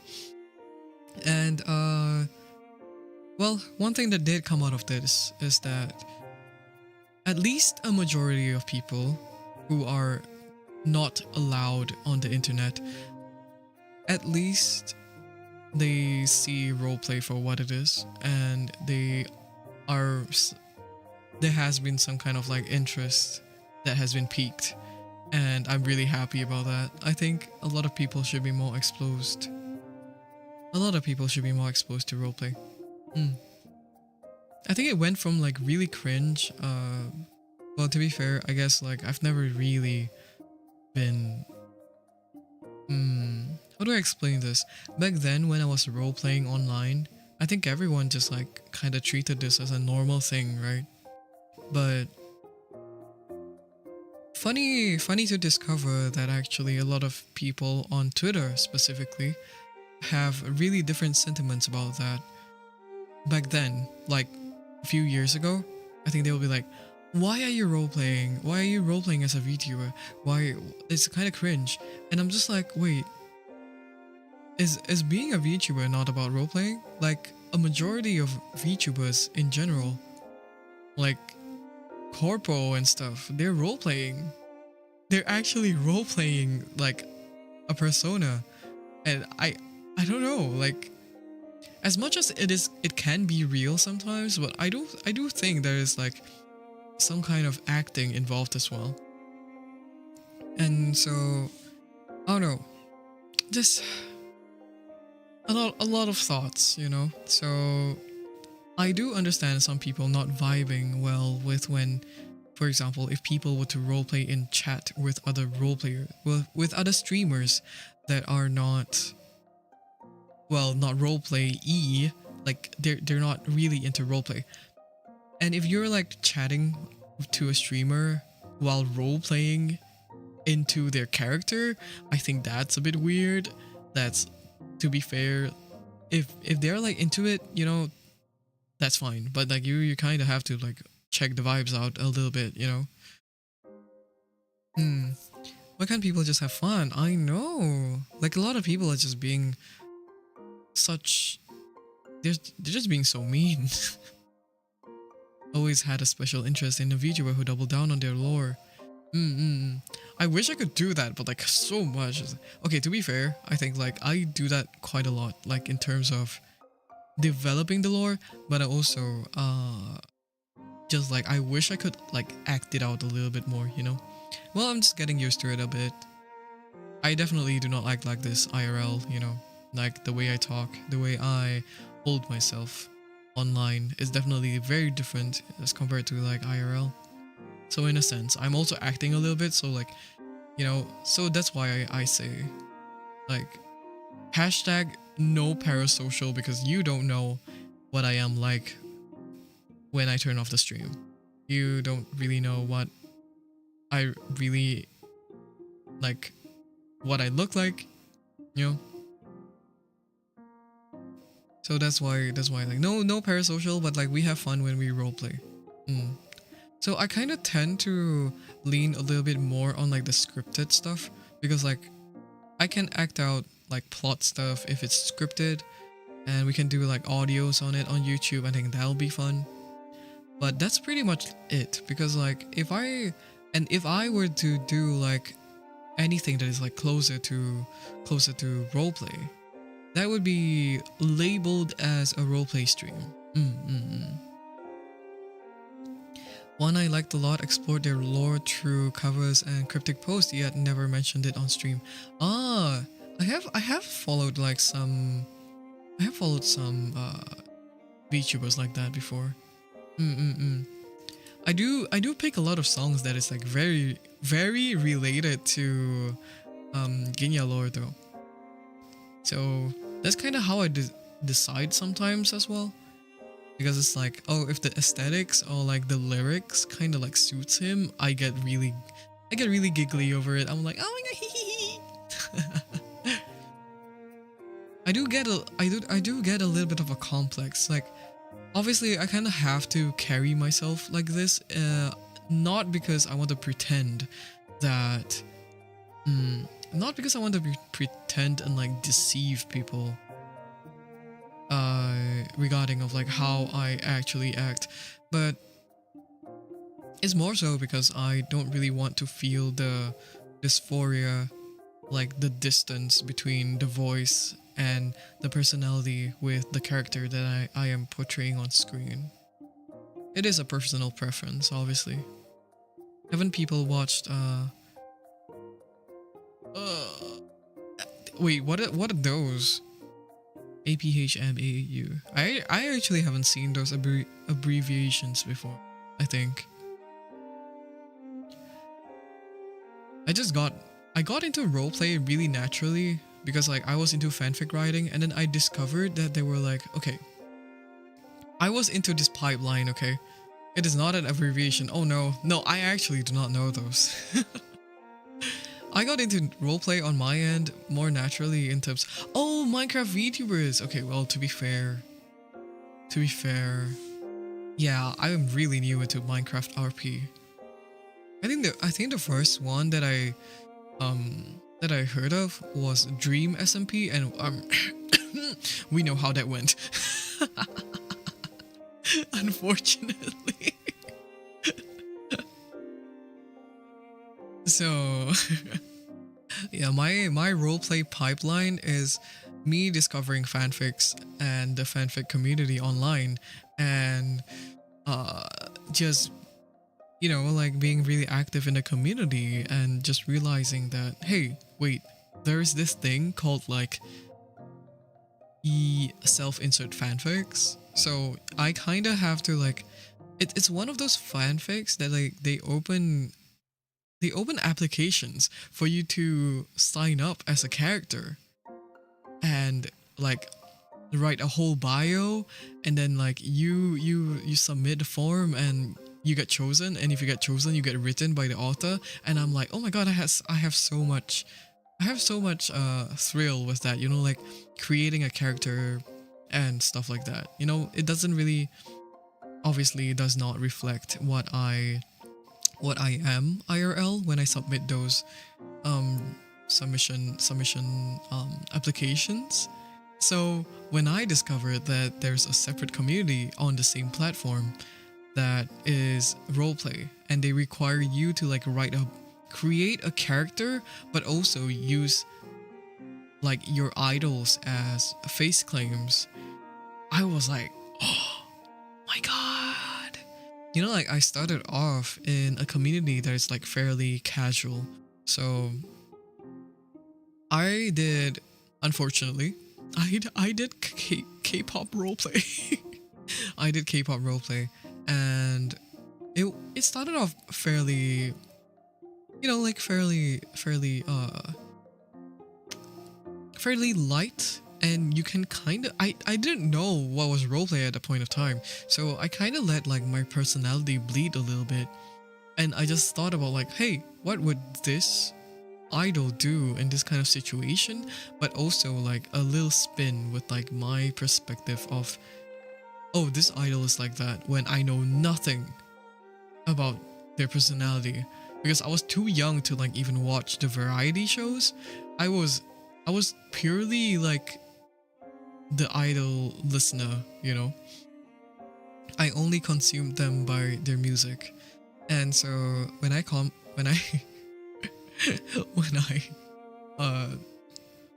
when I roleplayed them, it was like so shallow. It was just like me going like, hee hee, glumps you, oh my god, and it's like the most manly K-pop idol there is, probably. Yeah, it's yeah, we all know the glomp. We all know the glomp. I am pretty sure we all know the glomp. Yeah, so I went. It was like, I don't know, when was this? Like 2000, like early 2010s, I think. Then I started finding out about a third POV roleplay, and I went. Oh god, okay, wait, give me one sec.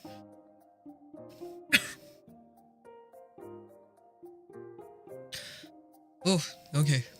Yeah, I found out about third POV roleplay in the early 2010s, and I partook in quite a lot of communities back then. There was some with like the supernatural themes, and there were also some that was like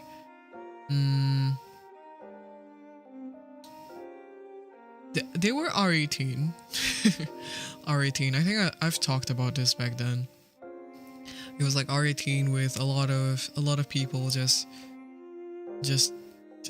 being really horny, and yeah, but we kind of, like I mentioned, we were tasteful NSFW consumers. A lot of people really liked really they were more so fond of people who were great writers over like people with like quote unquote hotter face claims, I would say. So they prioritized paying attention to people who wrote better as compared to people who took up like super popular face claims from the idols. And that's when I became a little bit of a freak over English and literature. And I became a pretentious little fuck. Oh my god. I remember back then I would be so in, like, up in my own ass, like writing just 3 paragraphs just of like someone unzipping their pants. I think like just being super descriptive was like my style of writing, because I really hated like being brief and like not explaining. I had to get a point across whenever I wrote, and I think you guys can kind of see that in like my current writing, albeit a little bit more raw, because I think like back then I was able to describe it in a way where it was better. Like honestly, I used to write better. And I used to be able to foreshadow a little bit more, but nowadays I write a little bit more plainly. I tend to use like simple words nowadays. Back then I used to like dump the whole dictionary over into like the paragraphs and stuff. So I would like think of a word and I would like Google like, hey, what's the synonym for this? And I would like write that word. I just remember those TikToks where they act out book descriptions, like he smiled at me with his bottom teeth. Wait, I've seen this. Using big ass words are canon event, to be honest. I think so too. I think like at that point of time, I think when you're younger, you just kind of want to appeal a bit more to, I think in general, okay, when you are younger, you just want to appear more adult than you are. And yeah, that's just kind of how it pans out. I can't even, like, can I even smile with my bottom teeth here? Wait. No, I cannot.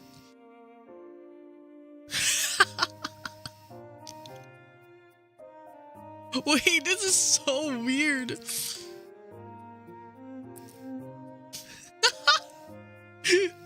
Okay, no. Let's not do that. Oh my god. I think me and Ika wanted to do a, what is it called again? A fanfic reading stream. and we're gonna do it in like the local accent. So it's gonna be like the Singaporean accent with a with a smut scene. With a smut scene. I think that'll be so funny. That'd be so damn funny, dude.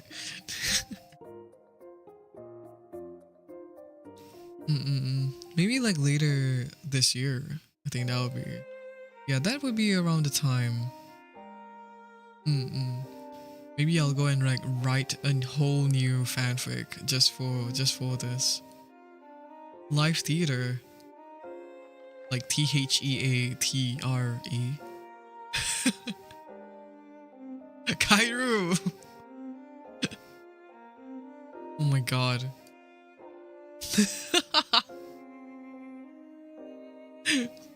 That killed me.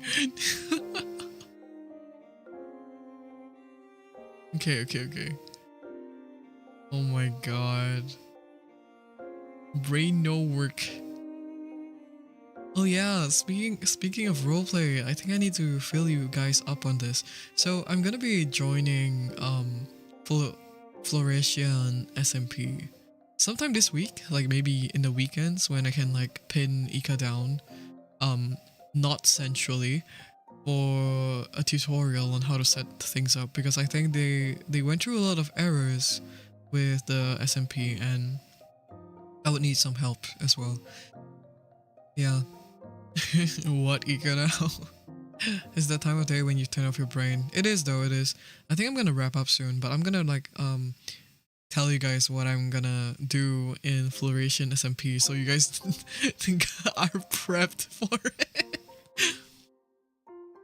So I'm gonna have a prep, I'm gonna prep the server maybe like sometime this weekend, and I'll jump on the stream at some random time, because a lot of them are not from Southeast Asia or like Asia in general. So meeting that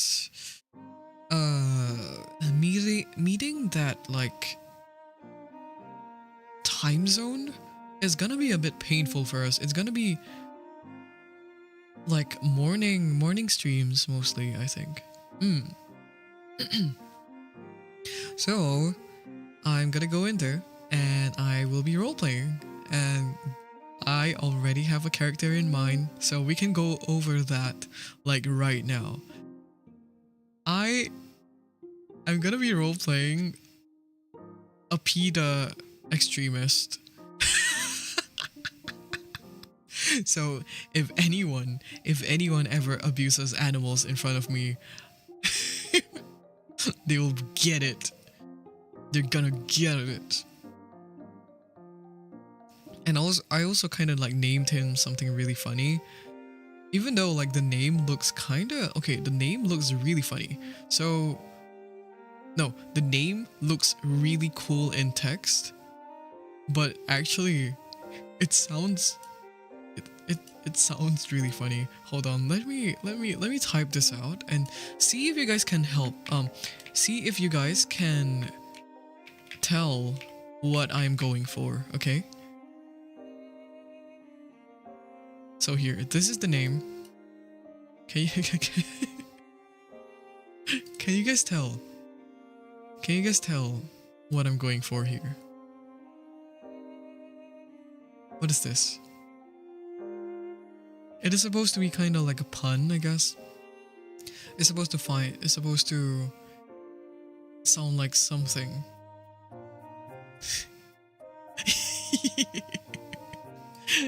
You got it, Kairu. Yes, I'll be roleplaying You'll Done For. You'll Done For. I'll be roleplaying You'll Done For in Floresian SMP, and we'll be defending all animals, any type, even if it kills me, you know. I'm on the road of justice, and I will protect every animal I come across. So, I don't know. How will we go about that? Who knows? Because I'm pretty sure that I would have to climb the ranks to be strong enough to hold anyone accountable for their actions against all the poor animals. So I think we'll have to grind on that first. I've seen so many drag queen names like that. Oh well, you're really familiar for that then. Excited to see the character arc. I hope I can carry it out though. I think it would be really funny to just like approach someone and be like, hey, are you wearing leather, may I ask? And if they say no, and I'll be like, I see. Well, if you see anyone wearing leather, you please let me know. I must reprimand them. And I must ask where the sauce is from. That vegan teacher be funny you say that because like it is fully inspired by her, I must say. Except I can't exactly be as unhinged as that vegan teacher because I feel like the energy that she carries and she holds is rather different from me. I think I'm just in general just too... I'm really like calm and slow like versus her. I think that vegan teacher, like she's a bit aggressive. Not a bit. She's really aggressive. Bald tiger. There is actually like a tiger in the server, by the way, like the animal. So actually, the thing about Yule, like the thing about Yule Dunsfor, he will protect the animals and he will defend them at the cost of his life. And if you see me die multiple times just trying to tame an animal, please close and turn a blind eye. So yeah, that would be the story of Yule Dunsfor. I don't really have a lot of aim in terms of... I don't really have a lot of aim in terms of like progression with Flourish and SMP. Let me say that first. So if I was tasked to do, for example, like, I don't know, completing a quest that the mod pack requires me to, I'm just not gonna do it. If it doesn't serve me anything, I'm just not gonna do it. I want to see you defend hostile mobs like the tiger. Dude, I'm just thinking like, shit, I gotta learn a lot of things in this mod pack. Well, that's how all conservationists are, aren't we? Well, to be fair, I don't know if I'm gonna be like outwardly defending the tiger, because Yule Dunsfor is a wildlife journalist. So all I think I'm gonna do is like write a lot of books. I'm gonna write a lot of notes. And yeah, like take note of like what is ethical animal practice in the town, and yeah, like who are nice towards animals and who are not. He might have some warped sense of what is ethical or not though, so you can stay tuned for that. That would be my improv. Have you seen the upgrades in that pack? It's all eyes like Naruto. Yeah, I've seen. Like you have like to find multiple rare items, I think. You have to find multiple rare items and then like put them into like a chart, and then you'll get the eye, and then you'll get like some power or something. Well, I'm looking forward to that, and yeah, I'll be role-playing. I'm not sure if I'll be role-playing on the first stream, because to be fair, if I'm setting up and I don't know what's going on, it won't be that fun, you know? But my intention of going in is actually just, maybe I'll just jump into roleplay and like see how things go. Yeah.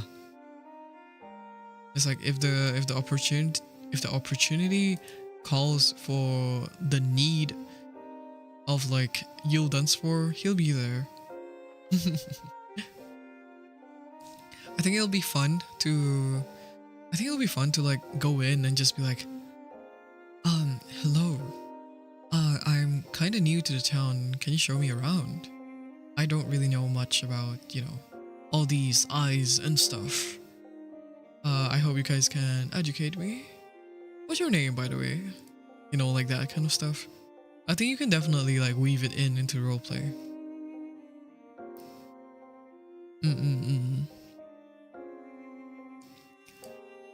I would say that like Yul Dunsfor is as I am gonna make him like as mild of a personality as possible in terms of like I think he is soft spoken, but like the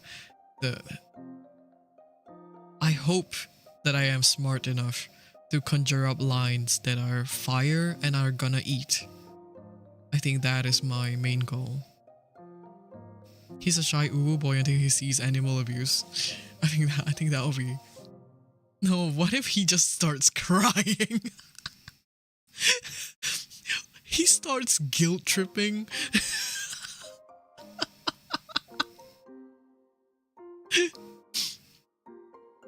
He's like, wait.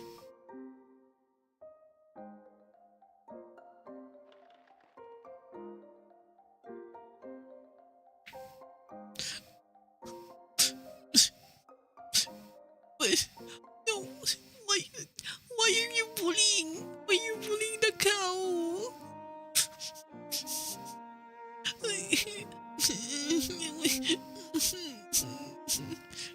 Why are you bullying the cow? My spotted angels. Please, don't kill the cow, please. Okay, enough of that. Oh god. I already have nicknames for the animals. I'm just gonna be like, oh my god, my spotted angels. Or like, I don't know, for like sees a sheep getting sheared. Self-song. I think a sheep being sheared is like not so bad. Because it's like, you kind of need to like shear them once in a while, to be fair. Like logically, okay? Like I don't know about what PETA thinks of that. That is just from my knowledge that you actually have to shear sheep or their wool becomes matted. Yeah, it's not really healthy for them. Hi Wiowa. Hi Wiowa. Wiowa. But yeah, and I'm gonna see a sheep being sheared, and I'm just gonna like go really close. Yul Dunsfor, but would your character think like that? I think Yul Dunsfor is just gonna go really close and be like, oh, you're shearing the sheep, please, make sure it's like you're like an inch away from the skin so that it doesn't get cut, like I think I think you're doing well. Oh shit, not too close, please, and yeah, like that kind of thing. He's a timid boy. He's a timid PETA extremist. I have him in my head. Yeah, he's gonna go bald. Actually, like I think it'll be pretty funny for. It'll be pretty funny if Yul is actually just bald. He's a bald Shota. Really tiny guy. I feel like going the extremist route, in terms of like being loud and aggressive, is not gonna be as fun as like maybe just, yeah, like playing the role of like a little boy that just really loves animals. So at least like, people can sympathize with that a little bit more as compared to like, you are not allowed to feed meat to your animals, to your pets, because it abuses other animals, like that kind of thing. It's like how some people feed their cats fully vegetables and they become like poorly nutritioned. Like not that kind of aggressive, I think. I'm gonna have a good time with that. With the roleplay stuff at least.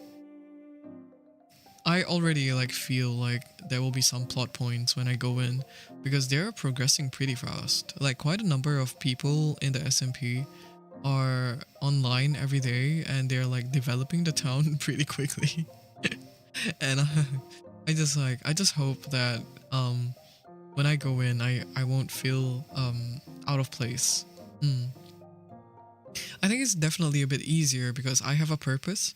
Like when I go into the SMP, I think because I'm gonna be role playing, technically it's a little bit easier to approach people and be like hey, hello, you know, and all that.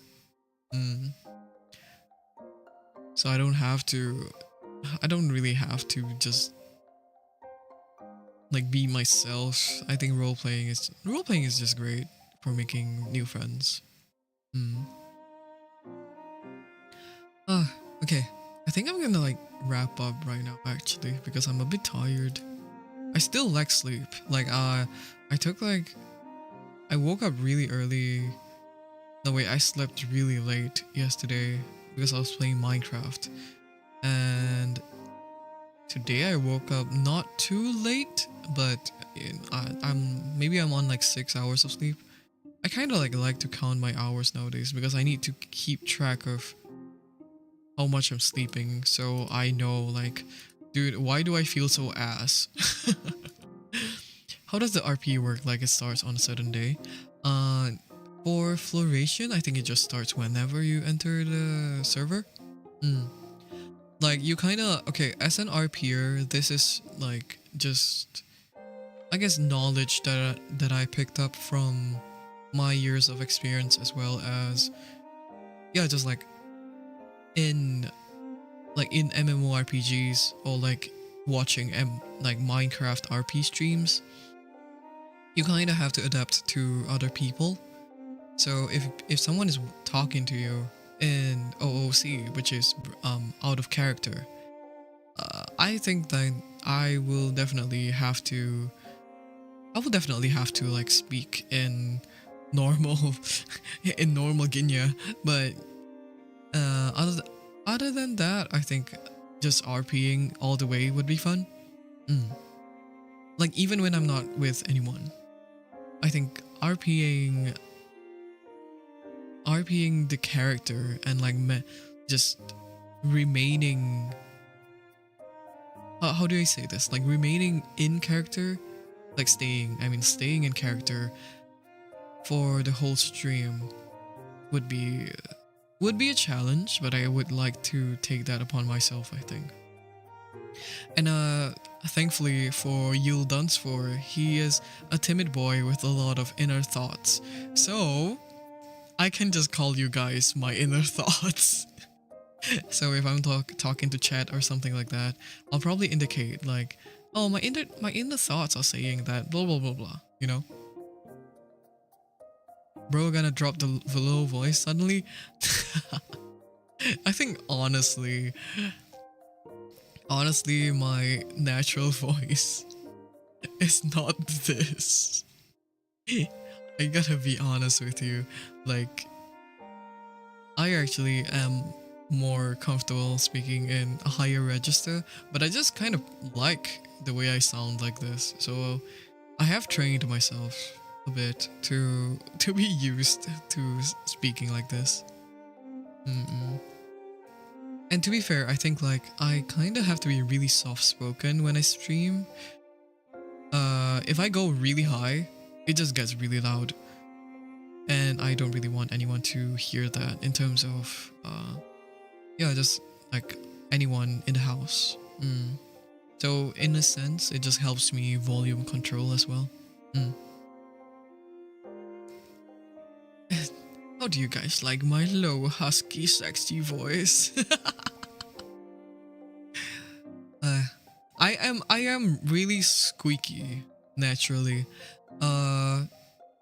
If I'm gonna be honest, like I had this thought when I was like, I don't know, before Like right after Ginya 1.0 was conceived and I watched myself, I just didn't really like the way I sounded in terms of like matching the sound and visuals, like Ginya 1.0.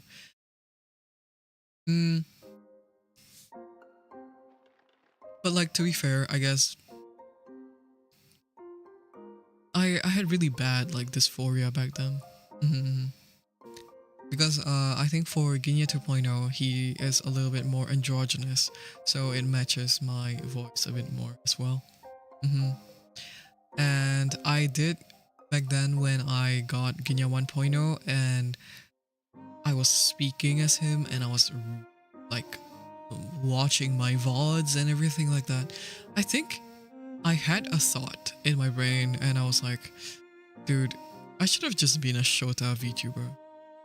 That would have been so much easier for me. That would have been such an easy life.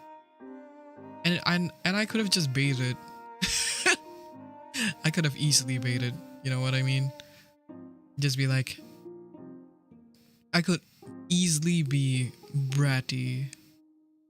And I think, to be fair, I am quite bratty in terms of like my personality sometimes, especially when it comes to close friends. Mm-mm. I whine a lot sometimes. I was just like, good that you self-admit, dude. I am very. I don't want to. I don't want to say that I'm self-aware, but I truly am self-aware. Because I feel like sometimes when people listen to someone talk and they say, "Oh, I am very aware of myself. Like I know myself so well," uh, I I think sometimes people don't really like. For example, like if they say like, "Oh, I'm too humble," you know, like is that self-awareness or is that just a flex? It's like, "Oh, I'm too.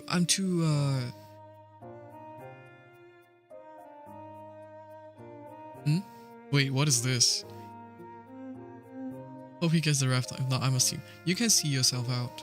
To be fair, I feel like the be who you are thing, I've heard it before. I just don't know where I've heard it. Maybe. Mm-mm-mm. Yeah, but not too much. Not too much on my voice. This is how I will sound and forever as Ginya. I am so, in fact, I am so happy with like I'm so happy nowadays when I watch my own VODs because I'm like, oh my god, Ginya 2.0 really, really matches my voice. Like, I look at the VODs and I'm like, holy shit. Whoa, that's me?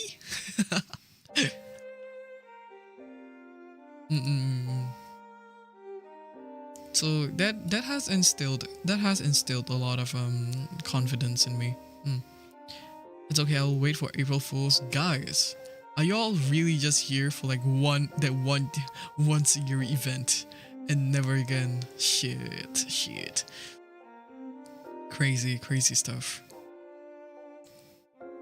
I mean, like, if you guys really, really like the girl voice, I can, like, bring her out a little bit more. But, oh no, maybe one day I'll just roleplay a girl character. What do you think?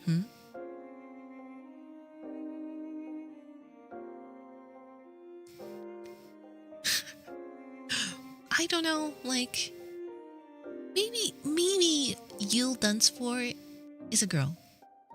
Who knows? Actually, yesterday's one was pretty nice. How did I do that again? Yeah, that was like more like that was closer to the way I speak, I guess. Uh, it, Nah, nah, eh. Actually. I feel like I have to speak with a smile on my face when I do that. next year can consider changing the cat? Like, what do you mean, like the model? Okay, so next year for April Fools, I think we can try this voice. I'm not gonna lie, I think this voice kind of sounds a bit like what's her name again? Shit, I feel like I'm really like I'm thinking of someone, but I can't really put a finger on it. But yeah, anyways, this is a more natural femme voice, I would say. But I do feel a little bit more. This is a voice that I feel like that would suit a man trying to imitate a girl, like somehow.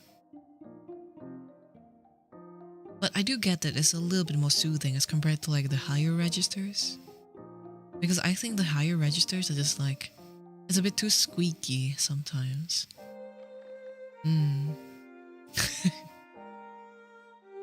But yes, next year I'll be changing the model that I'm using for the girlia, as what my friends call her. She will be. I will make. Maybe wait. I think it'll be fun to like make her on stream. What do you think? Like, because I bought a Senmaku model a few days ago. And if you guys don't know what's a Senmaku model, that's a really famous customizable model now. And I think it suits like the general anime aesthetics quite a bit. Yeah, the model is really nice. And it's a lot of options in terms of just like hair accessories. I think like I've seen a lot of variations in that model, and I sometimes like mistake them for just like the actual thing, like people's actual models.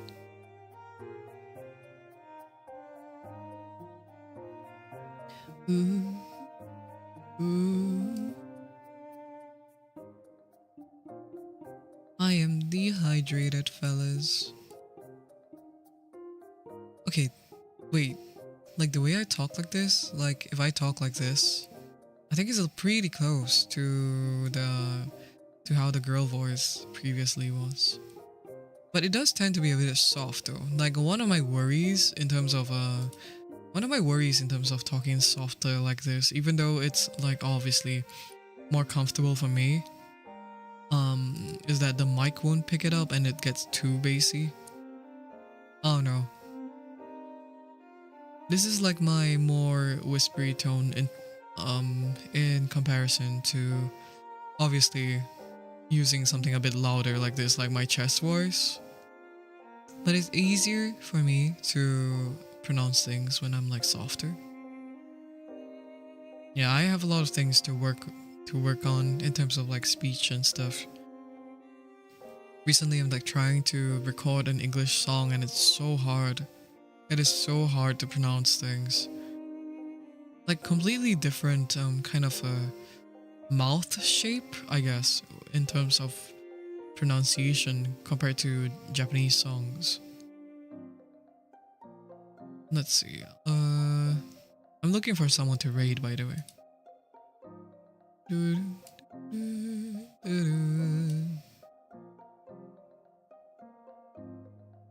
Someone to raid, and then we'll go to Minecraft. Minecraft.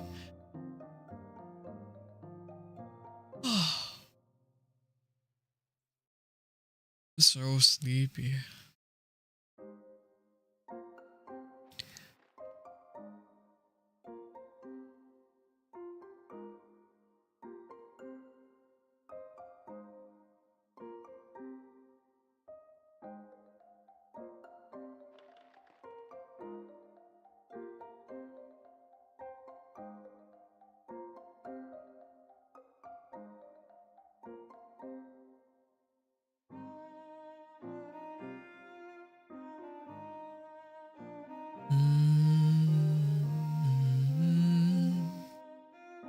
Okay, let's raid